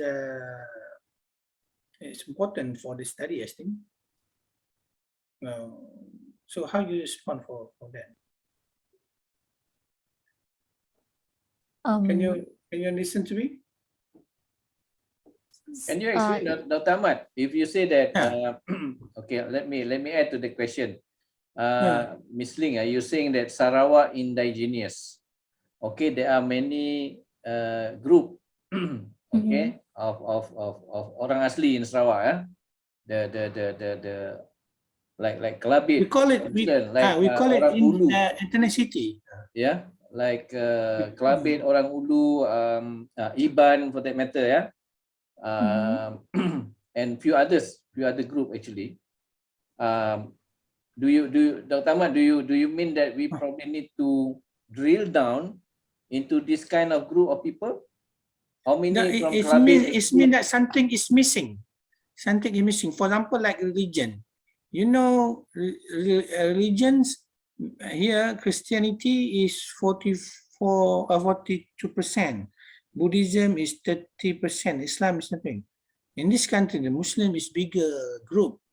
Yes. In this country, it seems that Christianity is only 5% of the Malaysian. How can it begin? How can it become 42% unless your respondent is all about Christianity? I mean the Christians. That's why I say, this is show from the data here. It's biased, you know. Something is not right when you form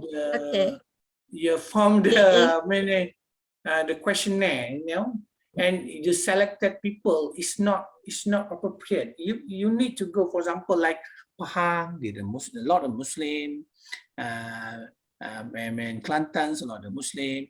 Maybe Christianity, you can get a lot of them in Kuala Lumpur or Penang. So, but it seems that it's not reflects this real situation in our country. That's why I'm questioning. I say I don't say that it's wrong to do research. You can do research whatever you want, but something is wrong for me as experienced academician, and I mean this country is my country too. So I found it's quite odd. Dr. Ahmad, if I might respond to your two questions. Yeah. Okay. The first response is that yes, this respondents is kind of biased, but hers is a part of the study only. And my own study for the grant is nationwide, involving 1,200 more respondents, and that is really from all parts of Malaysia. So how many? 1,200. The study is still ongoing and is about to be complete. How much the fund? The fund is about 80 over 1,000. So 4,000 hopefully, I mean, you only get 1,000 for the whole Malaysian. I think that is Dr. Ahmad, not- what do you expect the number of respondents? by using the sample size calculation, 1,000 is more than enough for 95% confidence level. It is not necessary even to go beyond 400, but we wanted to go for more and seek for more parts of Malaysia. it's okay, but So we 80,000 hope that the the percentages of the 80,000 population. when you mention about 80,000 for the whole nation, I think it's not enough. You better ask for more money rather than 80,000. Okay, then because the you take out other the whole nation. response. You're talking about the whole the whole Malaysian is you at least want I mean Wi-Fi 150. You I mean 15. I mean more than 80,000. Because Thank you I very think much. May I respond to your second comment on the Sarawak indigenous? Okay, for this presentation, we have grouped the Ibans, Bidayu, Melanau, etc. under Sarawak indigenous for the sake of the presentation so that it is simplified. And for the Sabah, it's actually broken down into Kadasan, Dusung, etc. It's just that for this presentation, we didn't want to overwhelm the participants.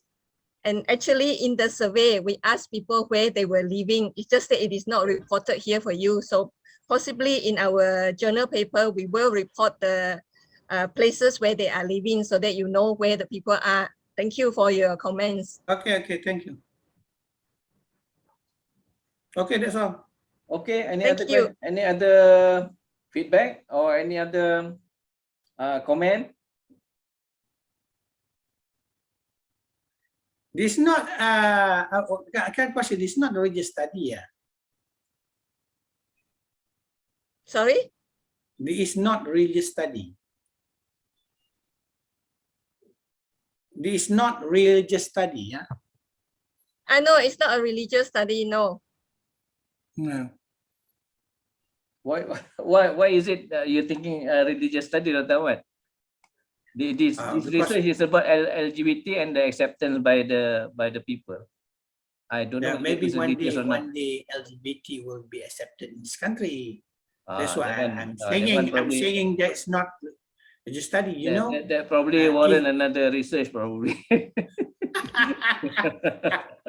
Okay. That's all. That's the question. Thank you for your comments. We will improve the paper. Thank you. But okay. Just one final one before we move on to the next one. Dr. Ahmad is correct from one standpoint actually. So your research, if you want to take a sample or respondent with respect to data, you must qualify first. Okay. Let's say you want to take sample from Semenanjung only, but you have to explain why you want to take only Semenanjung. Or you want to take sample from Sabah and Sarawak only, and then you must respond why, or you must explain. Maybe from the previous literature from previous researchers also can be used as a supporting document to that. And then let's say, for instance, I want to target only this group of age, from 18 to 45 only. Then it is okay if you explain that way. Of course, the data will not be complete, but if you don't mention, the expectation is that if you say this is from all over Malaysia, then the population of Malaysia is what, 3 million. Adult population is probably half of it. And then you break down further, maybe you need more sample than this. So it's better that you qualify first where you're getting the respondent from and you explain why. Okay, like Dr. Nur Hayati, she explained that she takes the sample from Melaka and Johor only. Okay, like that. So maybe the paper can also be expanded. Put down the explanation why you are picking up this group of respondent. Right? Okay. Yes, thank you for your comments. So, okay, thank you very much. Interesting. I probably, this can open up for another few research papers actually. Yes. Provided you receive more grants from the... Okay, thank you very much, Ms. Ling. So the next one, I'm going to call upon Cik Fasiha. Cik Fasiha, are you ready? Yes, I'm ready. You're ready. Okay, Cik Fasya is from Islamic University, University Islam Antarabangsa di Gombak. The title of her paper is The New Challenges to Sustain Traditional Culture during the pandemic. The word Rewang and the urban Javanese youth. Okay, very close to me. Okay, I let you take the floor, Fasya, please. Okay, Bismillahirrahmanirrahim. Assalamualaikum warahmatullahi wabarakatuh, and good evening to everyone. I'm Fasya Risa Bintan Wahid. Can call me also as Risa. Currently, I'm in final year and final semester of Master Studies from Human Science, Sociology and Anthropology Department from International Islamic University Malaysia as a part-time student, and currently I'm working full-time as IT engineer in Bangsa. So today I would like to present about culture, which the title is New Challenges to Sustain Traditional Culture During the Pandemic, Rewang and the Urban Javanese Youth. Let's start. Instruction by members of the society to guide their beliefs, regulate behaviors, and maintain harmony.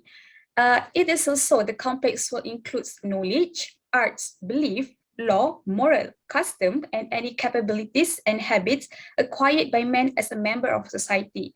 It also includes shared pattern of behaviors and cognitive construct and understanding that are learned by socialization is from Pappas and McKelvey in 2020. So based on this definition, we can see that culture is a part and parcel of human civilization, and it's very close to us as human being. It shows where we are come from, and where we belong.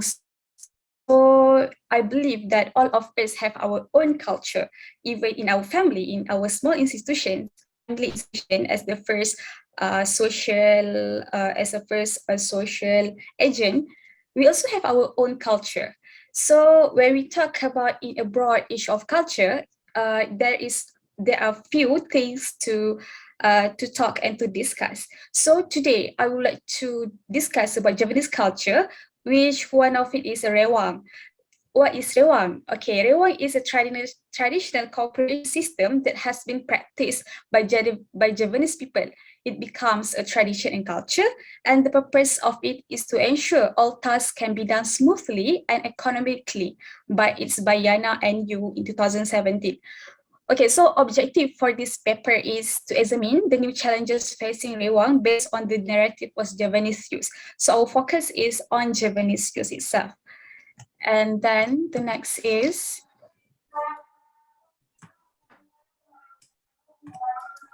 okay, so as an overview of Rewang, first, Rewang is a Javanese term which is interchangeably used with the Malay word gotong royong. So Soekarno, the former Prime Minister of Indonesia, defines gotong royong or mutual assistance as working together, helping each other, cooperation and appreciate each other as one society, and he believes that the activity may gather their people, and also gotong royong as the obligation of individual towards the society, that the concept of gotong royong is sharing the burdens between the members of community through various forms of activity like the preparation of wedding ceremony. So basically, Rewang, people in our society, as a whole society, we also interchangeably use Rewang and gotong royong. But when you ask the Javanese people, there is a few difference between Rewang and gotong royong, which I will discuss it later. And then the second view of our view Rewang overview is the significance of Rewang itself. The practice of Rewang traditions able to create social awareness among Javanese people. A continuous communication among people in society through Rewang activity can build togetherness and mutual understanding. That is the main purpose of Rewang and why it exists in Javanese culture or Javanese community. And the second is Rewang culture creates the idea that people is not live alone and people need each other for their survival as well as for a healthy well-being. Because Rewang, when we practice or we conduct Rewang, it involves the whole community actually. Instead of the family members, it involves the neighbors, the local neighbors, or the neighbors from the other kampung or the other village. That is why rewang, the concept of rewang, it teach people that they are not live alone. We are together to help each other.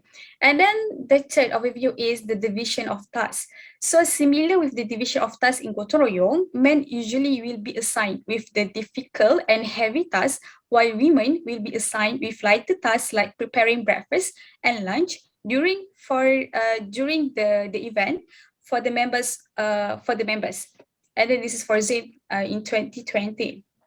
So the concept of rewang and gotong royong is actually in the division of tasks, it's equal, where men usually they will be assigned with the heavy and difficult tasks, like in rewang they need to build the tent and prepare the workstation, need to bring the huge wok and searching for kayu api to start the workstation, to set up this workstation. While women usually they belongs to the kitchen. They will cut the onions and also prepare the ingredients to cook.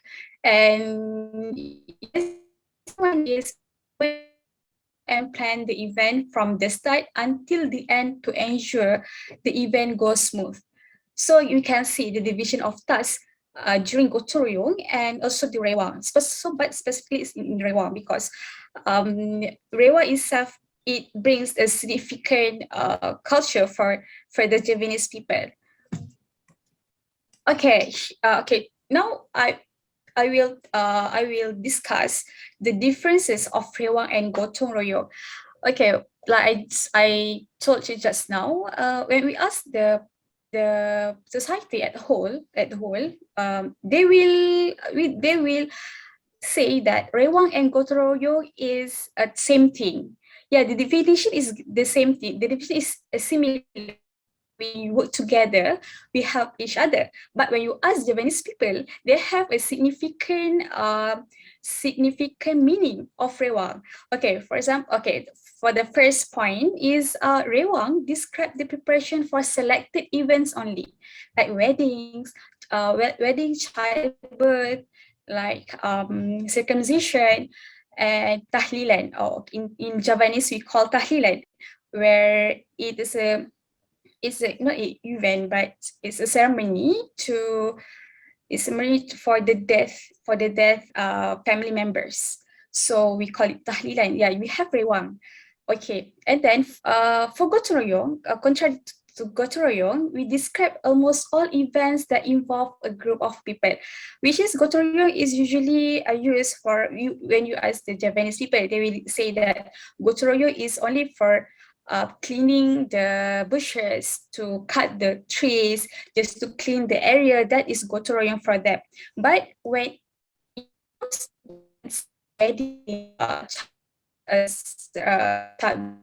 ceremony, they will call it as rewang. The preparation of the event is called as rewang, not gotong royong. Okay, and then the second point is practices by Javanese community only. So when we ask you ask the Kedahan, the Terengganu, they will not use rewang as the term to reflect or to show they do the gotong royong. They have, for example, in Kelantan, they call it as bedwah. If I'm not mistaken, bedwah. Okay, so in Javanese community, we call it as rewang. And one of the participants was Cantonese, so he said that he never heard about rewang in Kelantan, but they call rewang as bedwah. That's the unique of Malaysia. And then gotong royong, contrary to the gotong royong, it practiced by many groups in Malaysia, which gotong royong is a well-known term that used all over Malaysia. So you talk about gotong royong also used in Selangor, also used by the Javanese people, also used by the Kelantanese, the Kedahan, and everyone in Malaysia. And then the third is duration of rewang. Okay, rewang, if you study about rewang in Javanese community, it started like 3 days before the event. That's the uniqueness of rewang, or the uniqueness of this tradition.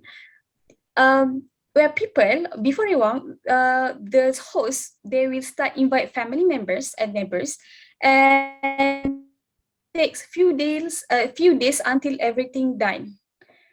Okay, so they start calling for everyone, like sometimes not 3 days, sometimes it's a week.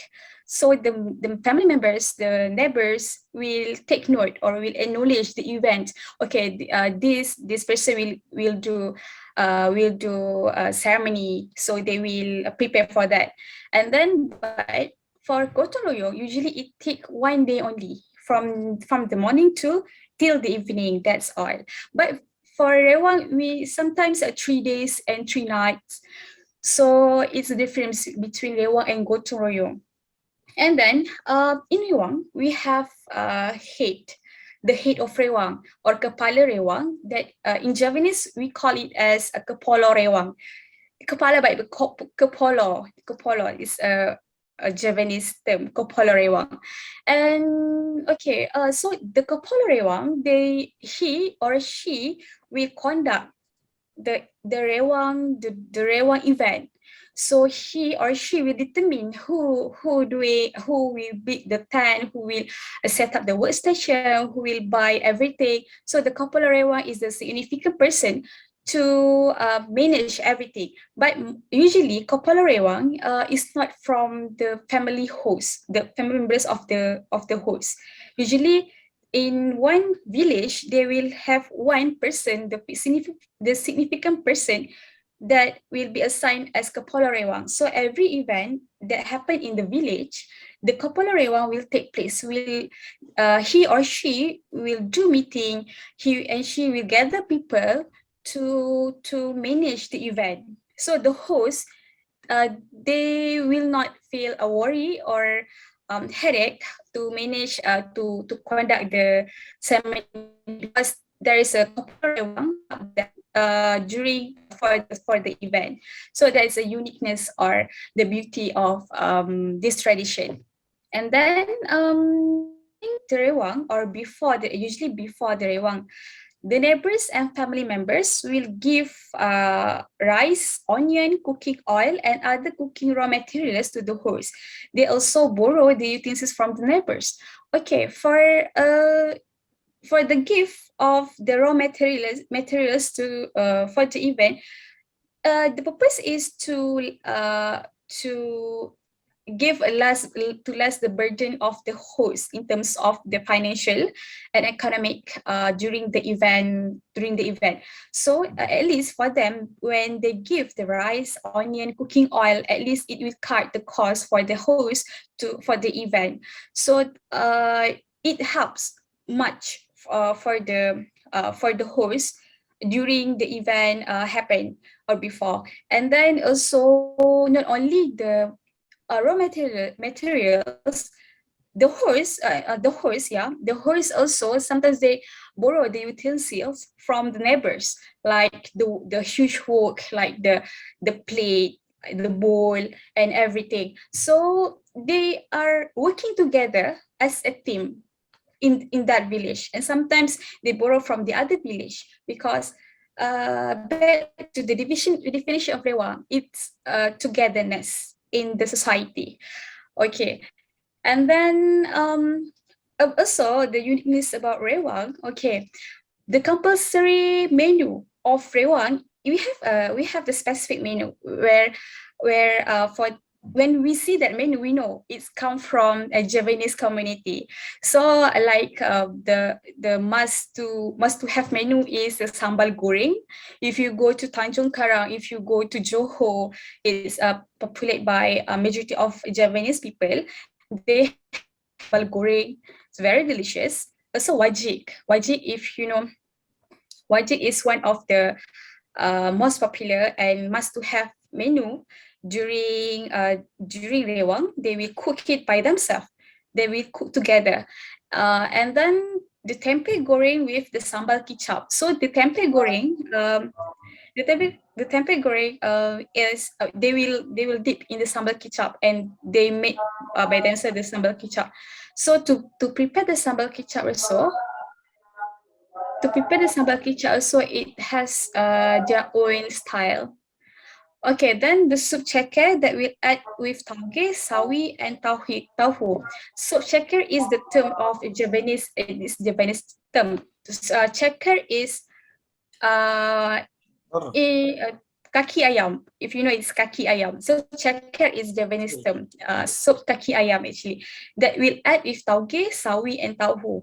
So this is a signature of Japanese people when they conduct the rewang, and usually they this menu will be prepared by the community, by the rewang participant, usually makcik, pakcik, and also some youth, and then the last is a week after rewang. This is a uniqueness and the beauty of this tradition.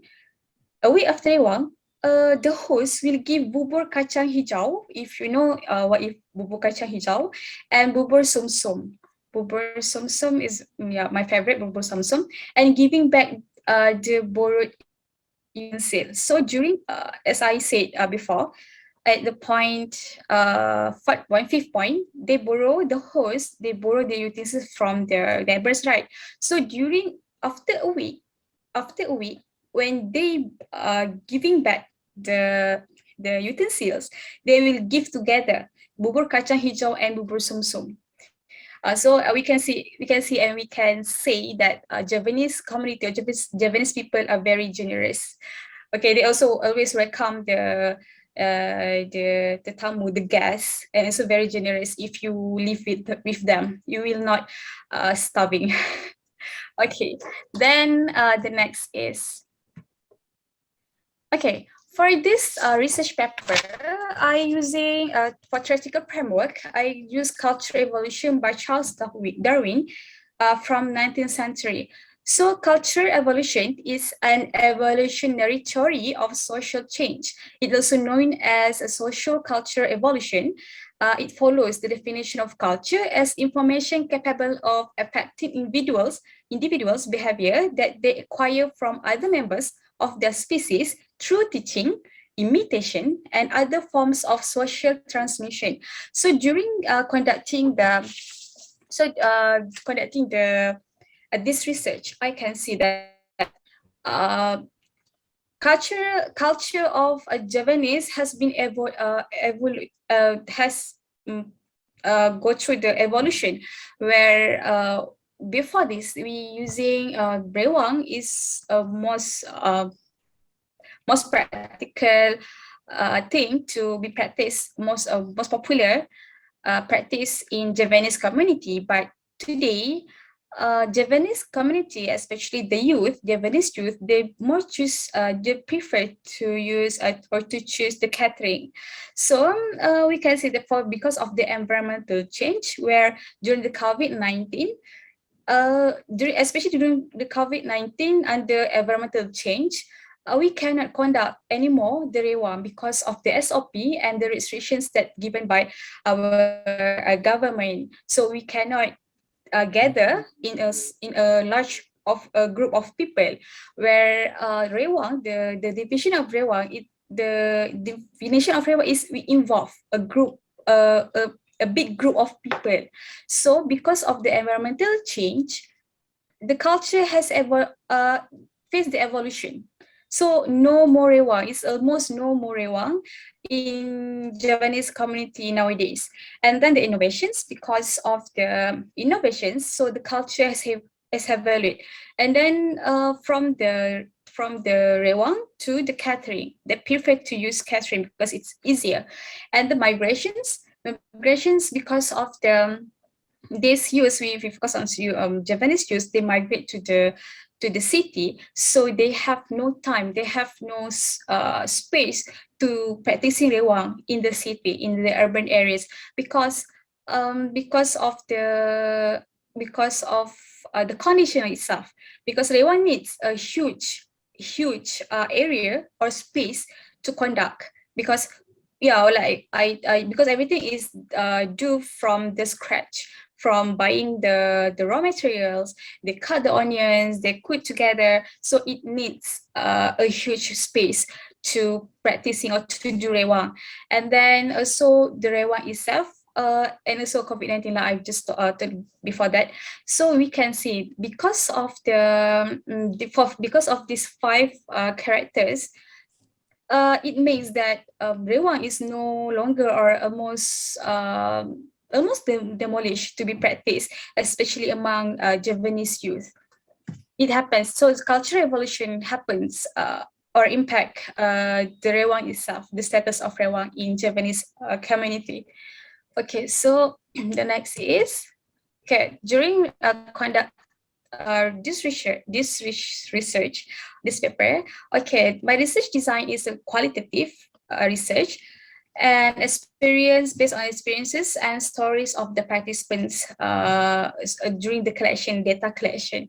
And the participants is from Japanese youth who stays in urban area, which age 20 to 30 years old, educated and single, and all of them are professionals like a doctor, mechanical engineer, and IT engineer. And then the data collection technique, I'm using unstructured interview, using the bilingual English and Malay by face-to-face and online platform. So online, I use the Zoom platform to conduct the interview, because all of the participants come from multiple various states, but they're still living in urban area. And also during the COVID-19, so we less contact with this participant. We try to minimize the contact.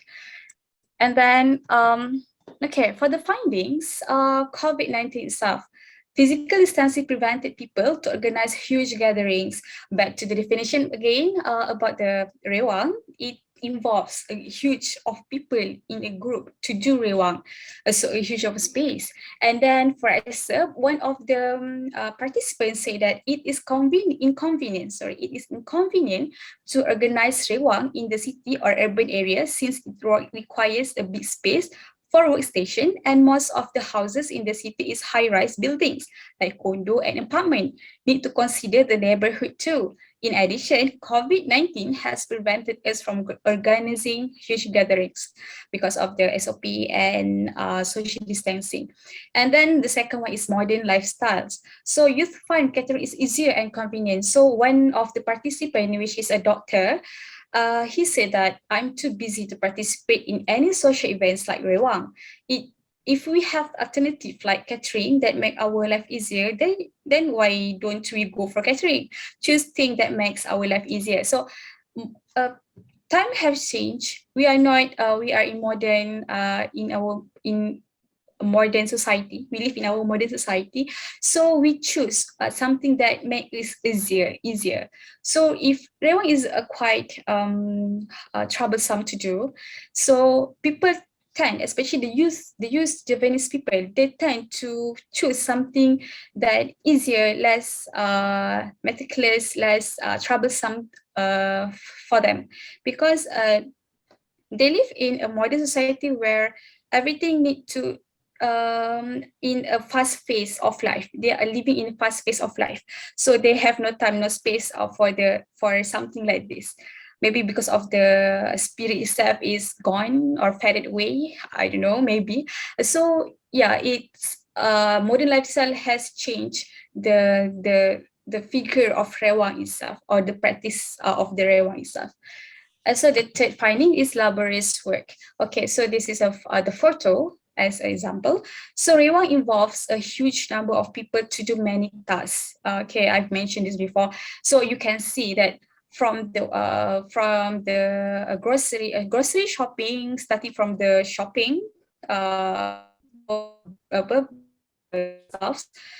then they cut by themselves, and they wash the chicken, the beef, and everything, and they and from the scratch. So it's like laborious work. So it needs a huge of people to do the task. And then the second is the preparation of Rewang is troublesome since it requires many tools. That you can see the huge work which the huge, I think what, right, huge work like which that utensils or that tools is not not everyone has that tool. So it's really troublesome for some people. And then the third one is inconvenient to do since it needs a huge space to perform the task. So you can see the space is scattered by the things and people who doing the task. So that is why Rewang has challenges to be practiced in modern society, in our society now. And then, so, okay, for as a conclusion, COVID-19 has transformed how people do things and appreciate culture because it changed the frame of our activity, of our lifestyle and everything. And then young generations must embrace the tradition as a part of the human civilizations.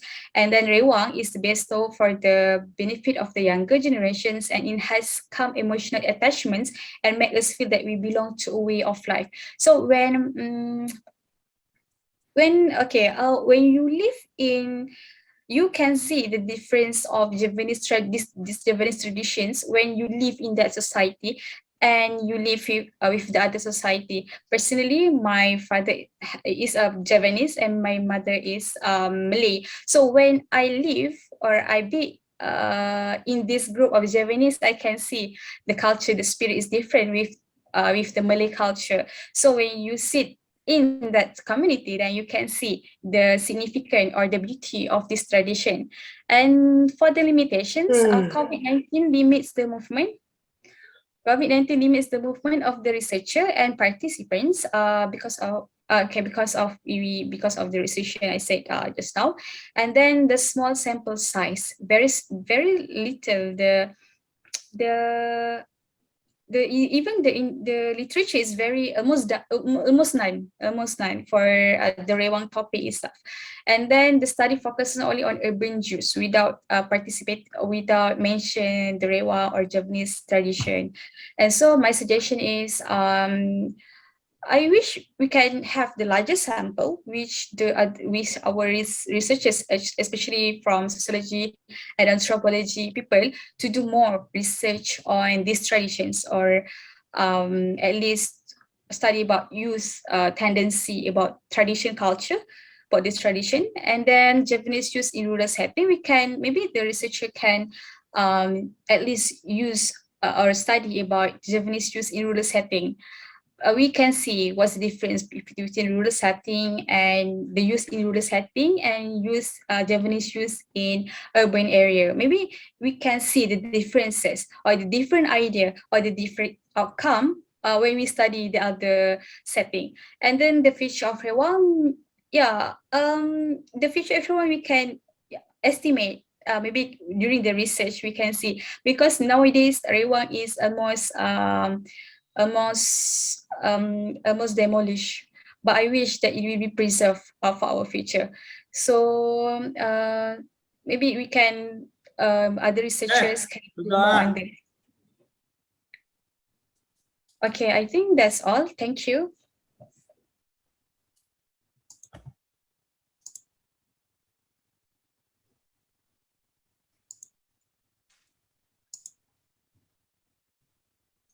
Okay, thank you, Risa.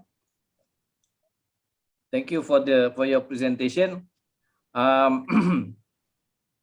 Interesting, but from my standpoint, probably you probably explain very deep. Okay, like I said, when it doesn't have to be this long, your presentation. Maybe 10-12 minutes over 4 quadrants just now that I mentioned. The objective, and then the introduction, and then the background, the introduction and background, and then the methodology or the method, data analysis, finding, and also conclusion. That's about all actually. Okay, so you do not have to dwell very deep into, definition of rewang, what is this they are doing and so on. Maybe us, your fellow presenters, maybe we do not need that information that much at this point of time. Okay, so this is also a feedback from us to you, so that in the future when you do presentation, you work around this 4 quadrant just now that I mentioned. Yeah, the objective of your paper, the background and introduction, and then your methodology, theoretical framework if you have, and then your finding, discussion, and also the conclusion. That will save your time actually. Okay. But I want to ask about I think that there are some point that I like to correct. Soekarno is the first president of Indonesia. It's not prime minister, he is the president. Oh, okay. Okay. I think Ida Farida can confirm that. Betul ke Ida? No, it's true. It's president. Yeah. So maybe in the paper you correct that. Yeah. And then the respondent that you select. How do you select the respondent to your research actually?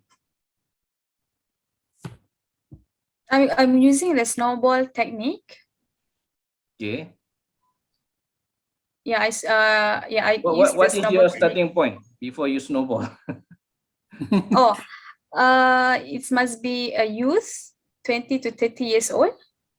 And then the people that you know? Yeah, because I live in Javanese community, so they will suggest their friends to be the respondent.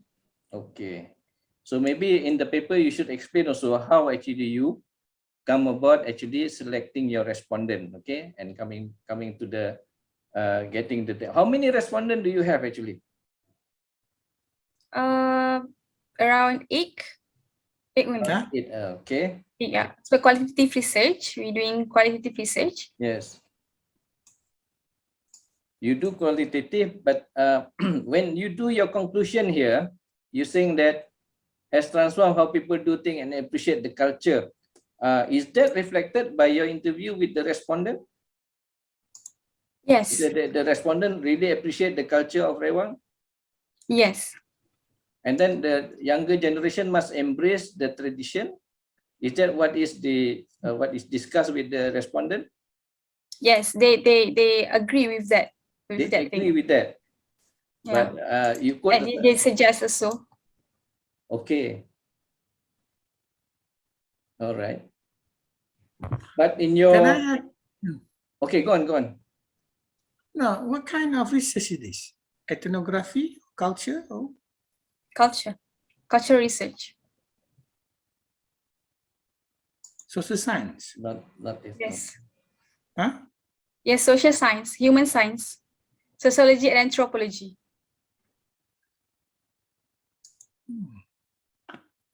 It's not ethnography, yeah?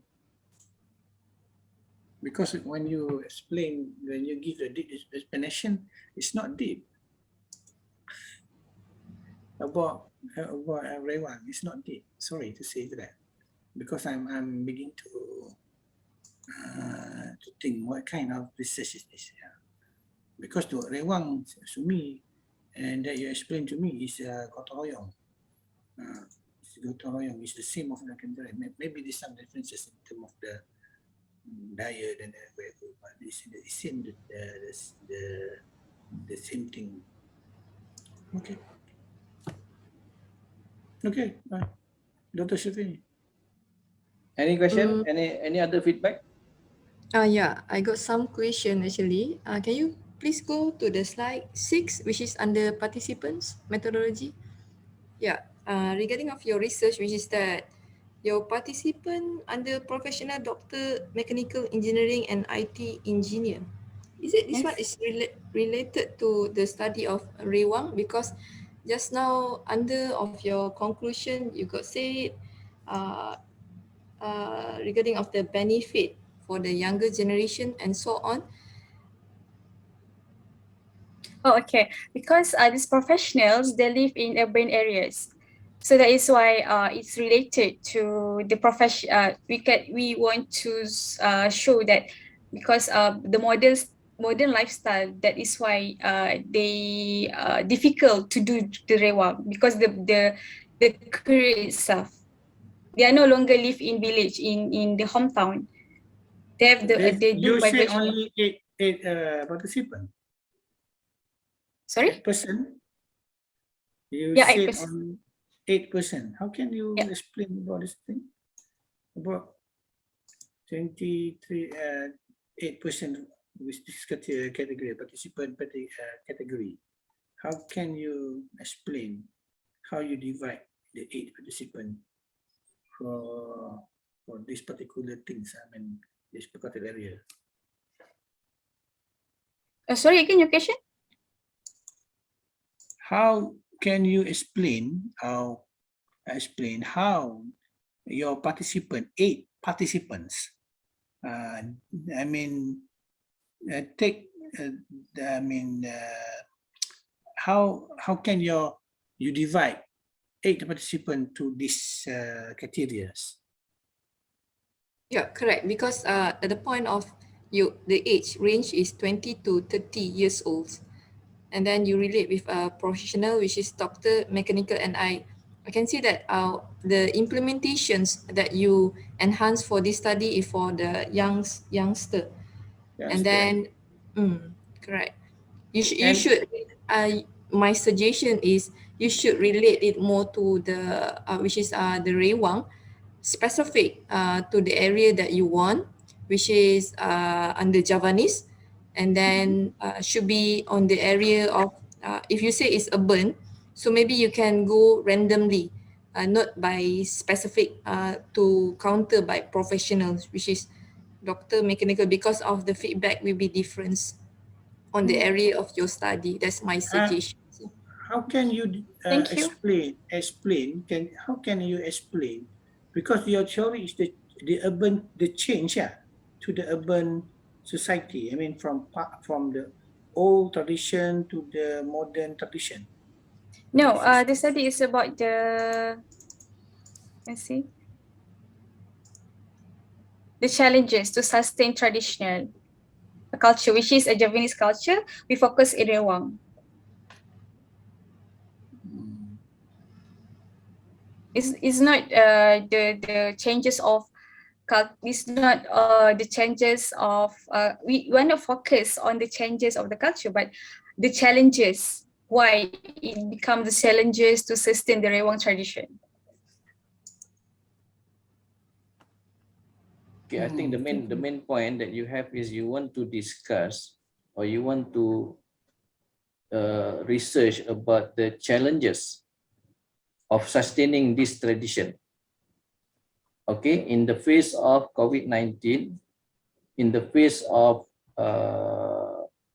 environmental changes, based on the your theoretical framework just now, the focus should be there. Actually, it should be that how actually to sustain these challenges. Okay, we have challenges environmental, we have changes COVID-19, we have another challenges just now that you just mentioned. There are 3 challenges. Can you look at the slide number 3? Was it? This is an overview based on reading. The three challenges just now. 5 maybe. The theory. This one, I think? The theory. Oh, true. Yeah, the challenges of innovation, the challenges of migration, okay, and COVID-19 and the impact to the tradition, which is in this case specifically you mentioned about Rewang. Okay, so the focus must discuss about the challenges, not about the Rewang is a tradition you can explain, yes, but the main point is actually the challenges, and the challenges actually you obtain those information from your data that you gather face-to-face, online, whatever discussion you have with your 8 respondents actually, based on these challenges that you have in your theoretical framework. So you pose this question based on these 4 challenges that you have, and then you respond. Then you can actually get then you can actually discuss and can make the conclusion what you find from the data provided by these 8 respondents regarding these 4 challenges. With the you mentioned about they like the tradition to be sustained, They like the tradition to be passed over to generation, to the younger generation, and so on, right? So you should actually give more focus on that particular area. We are talking about challenges here. Yeah. Okay. Thank you. I mean, what kind of the criteria of your, I mean, your age, your 8%, what's category of participant who answer the questions? What's the Yes. criteria of them? Why Do you not? have any issues with this area? Why not 10 or why not 15 or other? Okay, Najina, you might change because the studies you might change it because it's not reflect the information, the true information of the studies. I'm sorry to say that, but something is very easy to change. Yeah, you need to be careful with that participant. Thank you. Yeah, I think I also agree with Dr. Safi and Dr. Ahmad, which is that regarding of your theoretical framework, maybe you can add on under social sustainability also can. And then you can focus on the challenge. Yeah. Okay. The study actually, thank you. Risa, your study actually is quite straightforward and simple. Okay. Yeah. Quite straightforward and simple. Really, you just want to talk about the challenges and you want to confirm those challenges that you found from your theoretical framework with the data finding that you get from the respondent. Maybe the 8 respondent that you have, probably you need a bigger number. You need a better demographic, for instance, male, female, stuff like that, age group. If you cannot have because of the limitation that you have, maybe budget is not sufficient there, traveling is constrained because COVID-19, you mention in your paper, we only get this number because we have these challenges. But in your future research recommendation, you may want to recommend that kind of demography or more respondent and so on. Okay, I understand this is your master's work. So maybe with some certain limitation that you have, I understand. But this is good. The pointers you must take from us so that you will become a better researcher in the future. Okay. Inshallah. Okay. Thank you very much. Thank you. Thank you very much. So now we move to the last speaker, Ida Farida. Are you there?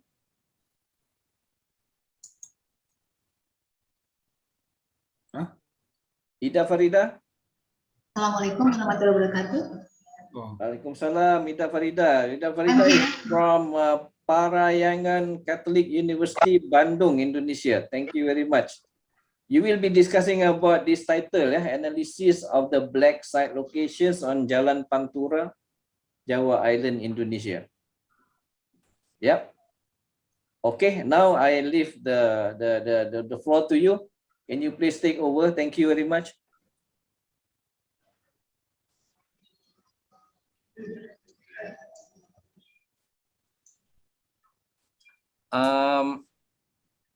Risa, can you stop sharing your presentation, please?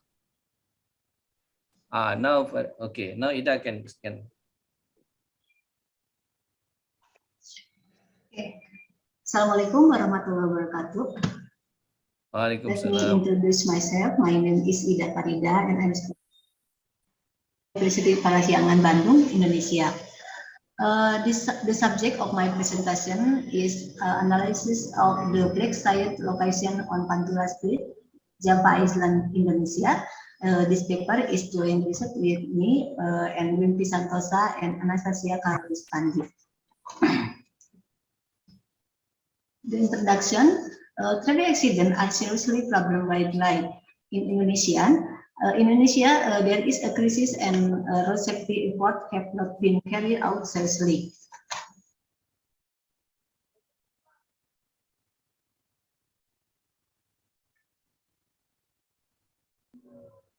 You need to move the slide. The slide actually stay on the first one.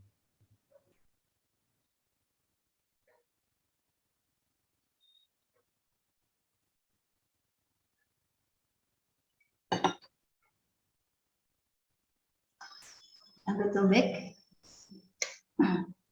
your voice is also not clear.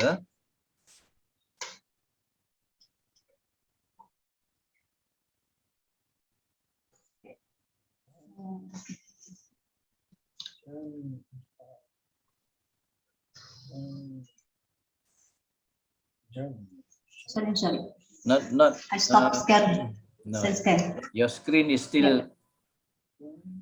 We are not able to see your screen yet. Yeah. We don't see.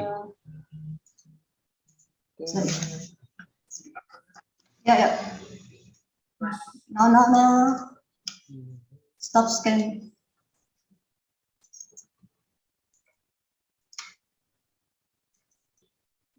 Are you sharing the screen from your same desktop?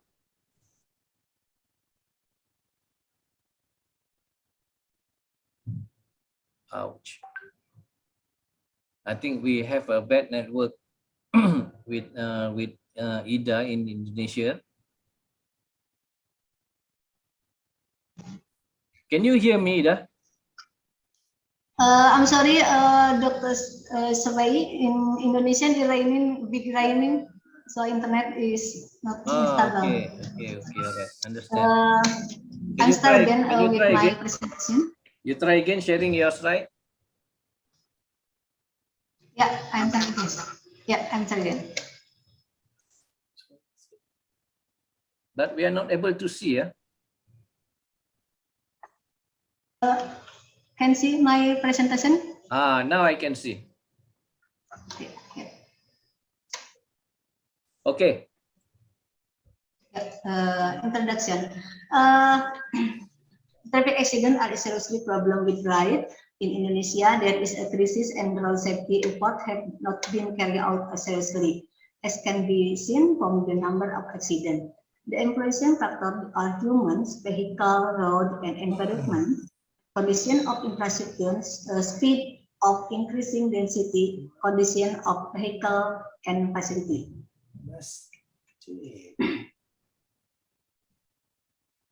Okay. One of the roads in Indonesia, the Memory Palace in Subang, West Java, is an industrial area with a high economic progress.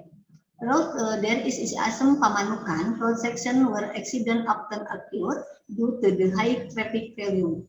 Also, efforts have been made to decrease the volume of vehicle of Pantura with the opening of the Cipalito Road 2015. Its location, the different accident rate, so is the necessary to the location is called black site as the offer to plan and handling of the accident is the UCR atau upper control limit or BKA. We can only see your slide number 2. We can see your slide, the third one or the fourth one. You have already moved to slide 3, I think. But we are not able to. Okay, I tell you what. Ida, you also share the presentation slide with me, right? Sorry, Dr. Survey. You also share your presentation with me, right? The other day. Let me check. Let me check. Yeah, hang on. Unstop video. Stop my video.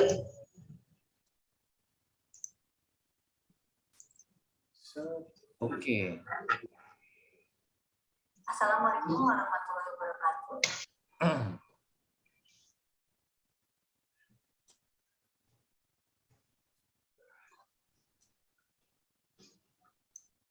Okay, Ida, I have your video with me. Okay, I think because of the network problem that we have right now, you are not able to show your slide presentation live. Well, I think it's a good idea if I can just play your video Okay. Okay. Yeah. So that everybody can see. And then at the end of your video presentation, I will open for discussion. Okay. Okay. Okay. Then okay, you stop sharing yours. Okay, you stop sharing your screen. Okay. Okay. See the video. I see. I can see. You can. Okay. Let me play the video. Okay. This Yeah. video is about 10 minutes. Okay, everybody, please hang on. Assalamualaikum warahmatullahi wabarakatuh. Good morning. My name is Ida Farida and I'm a student at University Parahyangan, Bandung, Indonesia. The subject of my presentation in analysis of the black site location on Pantura Road, Java Island, Indonesia. This paper is joint research with Ida Farida, Wimpi Santosa, and Anastasia Caroline Sutandi. I plan to speak for about 15 minutes. Introduction.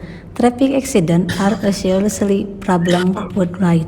In Indonesia, there is a crisis and road safety efforts have not been carried out seriously, as can be seen from the number of accidents. The influencing factors are human, vehicle, roads, and improvement, condition of infrastructure, speed of increasing density, condition of vehicle and facilities, and infrastructure. One of the roads in Indonesia, namely Pantura in Subang, West Java, is an industrial area with a high economic growth rate. Road there is a Ciasem Pamanukan road section where accidents often occur due to the high traffic volume, although efforts have been made to divert the volume of vehicles of the Pantura route, with the opening of the Cipali toll road in 2015. Each location has different accident rate, so it is necessary to know the location of the black site as an effort to plan the handling of traffic accident using the upper control limit BKA and UCL methods. Literature review. To determine the black site, use the guideline of PDT 092004B. The black site traffic area with a high AEK accident equivalent number value. The cause of the accident follow the accident factor, and the accident location can be determined based on relative accident, cause frequency, and time. The method AEK consists of Department of Settlement and Region Infrastructure 2004A and Directorate General of Land Transportation 2007. To obtain the BKI method, use upper control limit influenced by the every value equivalent of the number of accidents found in an area during 1 year. UCL method, upper control limit, to determine traffic accident prone areas using quality control statistics. 5W1H method. This method is to strengthen the result of the secondary data analysis obtained from the interview of primary data. There is why, factor causing accident, what, collision type, who, road user adjustment, where, location of the incident, when, time of the accident, how incident. Result and discussion. The number of traffic accidents in 2017 was 572. In 2018 was 939, and 2019 was 702. In this table, the traffic accident in 3 years likely frequency present, validity present, cumulative present, and the maximum is 86. The result of the analysis, the incidence of road traffic accident has increased every year. There is a look in graphic street and traffic accident. There are reviews in Subang Regency consists of 10 regions, and the result of the event recap are grouped over 3 years to determine the 3 analyzed area as road that the black side to traffic accident. Discussion. 3 area with 10 roads of 3 years, the Pantura road section to be precise in Tanjung Rasa, Patok Besi has the highest number of accidents. On that road section, there were 51 traffic accidents with 34 death, 2 serious injury, and 28 minor injuries. EAN method in the Patok Besi area 888 in 82 events, and then Subang area with EAN 726 in 105 events, Tambak Dahlan area with EAN 615 in 90 events. Validation of traffic accident data for 3 years record 36 data with the result that the most victims were minor injuries with a total of 2,431 victims. The EAN value of Patok Besi is 498 with UCL 251, and Rancajaya is 342 with UCL 220. The EAN value for both regions exceeds the BKA and UCL value. However, the highest is on Jalan Pantura Patok Besi is so it is obtained as a black site. Potential causes of accident in Tanjung Rasa, the variable Y for indicator factor causing accident, the cause factor limited visibility, precaution, high speed, lack anticipation, traffic concern, and improvement. Variable what collision type, there is for rear side, front light, and etc. Variable who is indicator, road user adjustment, there is a pedestrian and the vehicle involved, the general passenger cars, and etc. Variable where is location of the incident, there a cause factor is Pantura road section with rural and development area. Variable when is time of accident, there is a peak hour in the morning, afternoon, and evening. Then variable how is incident, there is a cut of the repair of other vehicle when turning or tuning to cross on U-turn. Conclusion 1. Based on the result of the review, there are with the highest risk is found on the Pantura road section in the Patok Besi area, precisely in Tanjung Rasa, with EAN 888 in 82. Traffic accident and the vulnerability point is on the Pantura Tanjung Rasa Street.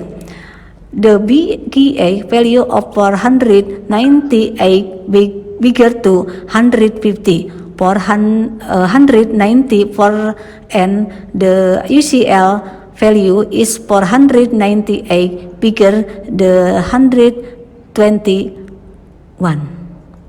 2. The accident problem, which was analyzed using the 5W1H method, was found that accidents are generally caused by human factor, with relative is collision and lighting factor. In actual condition, there is still much lack of saying disorderly road user and disruption of the highway shoulder on Jalan Pantura Patok Besi. It can be seen that the road condition like warning for the driver and the lighting along the road. The conclusion 3 is a provide traffic sign and road shoulder safety are needed following the regulation of the Minister of Transportation of the Republic of Indonesia, Ministry Regulation Number 13 of 2014, which is the case with the General Plan of the Land Transportation Safety in 2010.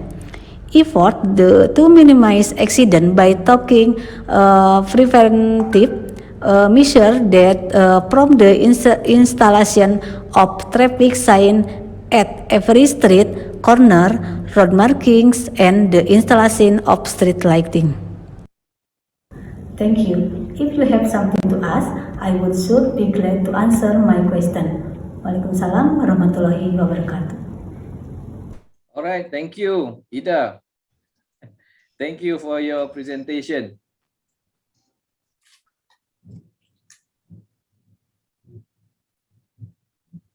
Okay.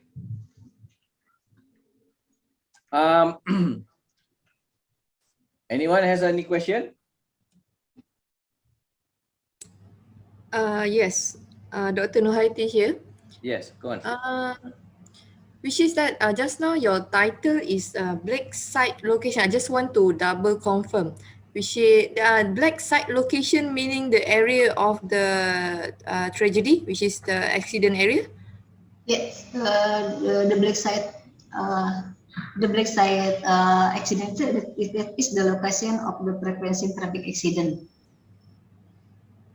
No, okay, thank you. So the conclusion that you mentioned just now, Ida, is that most of the accident, or generally the accident, was caused by human factor, right? Yeah, human factor, environment, vehicle, and also it's a human factor. But do you have the statistics, so-called? Okay, how many? Okay, you have the total number of accidents, let's say, this particular year, and then how many accidents is actually caused by human factor? How many accidents is caused by the environment? How many actually is by structure problem like the lighting, bad road condition? Do you have that?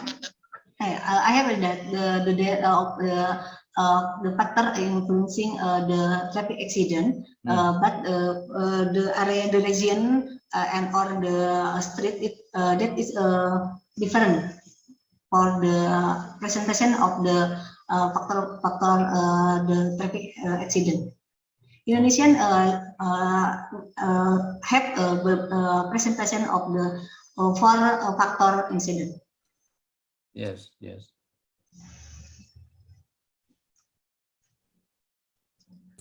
Okay, anybody else has got any question?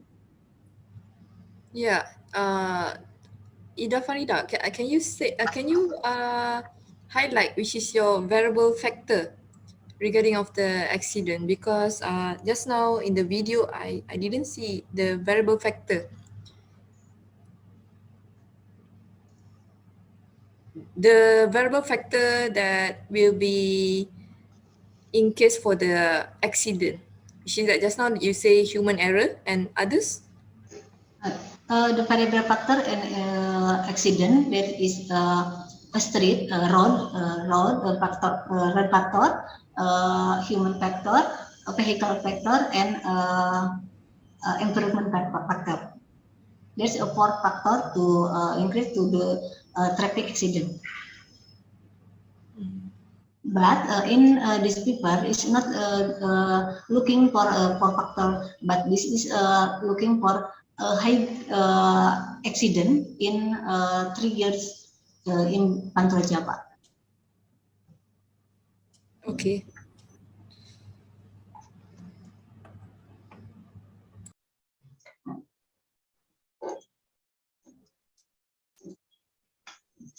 Any other question? Okay, I'm going through back the the presentation video.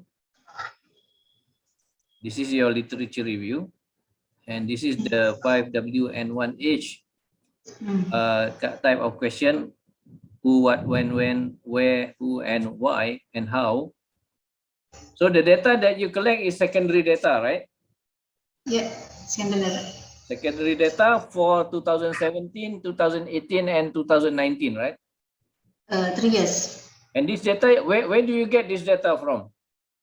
I'm get data from police region in Pantura Japa. From the police department. Yes. Is it the one? From the Department of Settlement and Regional? No, police department. Police department area traffic accident. Okay. It's from 2017, 18, and 19. And you are saying that they have already, the authority has put up some improvements such as a signboard, lighting, and so on, right? Yeah, I'm from data department police, and then I'm looking to the street to show about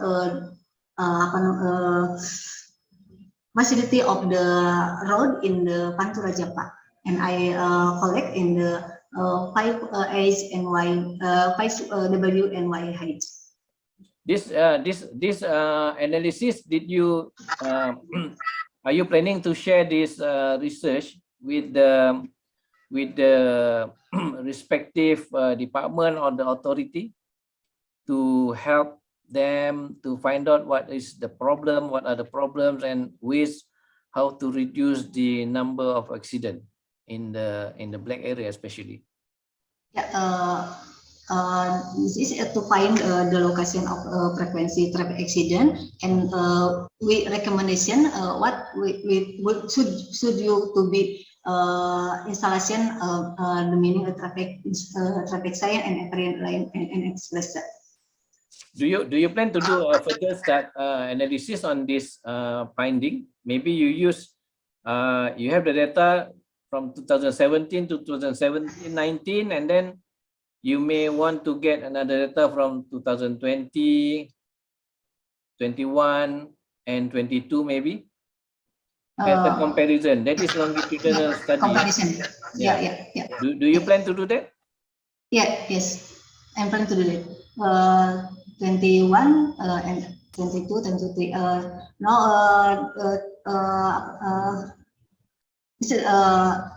will to be. Okay, but remember, year 20 and year 21, probably the data does not show a significant, or does not show the true reflection of the of the data that you want, because that is during the corona pandemic. That we all know that the volume of the traffic during these years, 2020, 2021, the volume is much less than normal, right? Yes. So that also carry an impact and significant to the number of accidents and incidences that probably happened during that time. So you need also to take that consideration when you analyze the secondary data for those years actually. Yeah. Okay, I don't have any more questions. How about the rest? Any question? No. Thank you. Okay, so we are coming to the end of the conference. For the benefit of all of us, this conference is recorded. So the recording, I will share the recording in YouTube, and then I will provide the YouTube URL to all of you, so that you can access the YouTube, and then you can cross-check the video, the virtual conference video. You can also cross-check your part of presentation and so on. Okay, so this video will not be edited in a real sense. Probably the first part, 5 minutes, where we have not started, maybe I will cut, but the rest are actually as good as it is what we have. Okay, so so with that, I would like to record my my sincere appreciation to all of you for joining this conference and also presenting your research papers. Thank you very much. We have a range of topics and area of research for discussion. Interesting, and then also at the same time also we receive feedback and constructive comment from fellow presenters. That is for the benefit of improving our work, because we are from the academic. We are not just teaching people or students. We know that we have to spend more time actually to do research. That's what we need to do actually.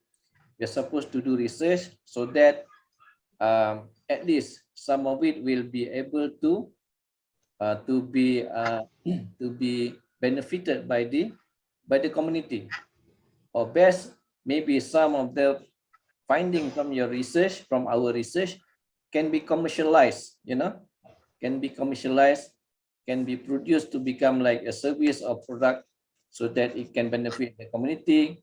We can sell the product and service to those people who need in this country or worldwide. Okay. So thank you very much for your participation. I truly appreciate that. I apologize if we have any shortcoming in this virtual conference. And actually, I'm looking forward for you all to join us again in our future conferences. Okay. You can look back into my short preview earlier in the video. Those are the name of the conference. You can probably click the link if you have a need to attend conference like this or submit your research paper. More so, maybe your student also have a need to submit paper for publication in journal and so on. So with that, I thank you very much.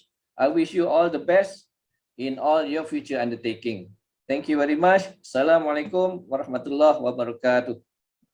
Waalaikumsalam. Thank you. Thank you.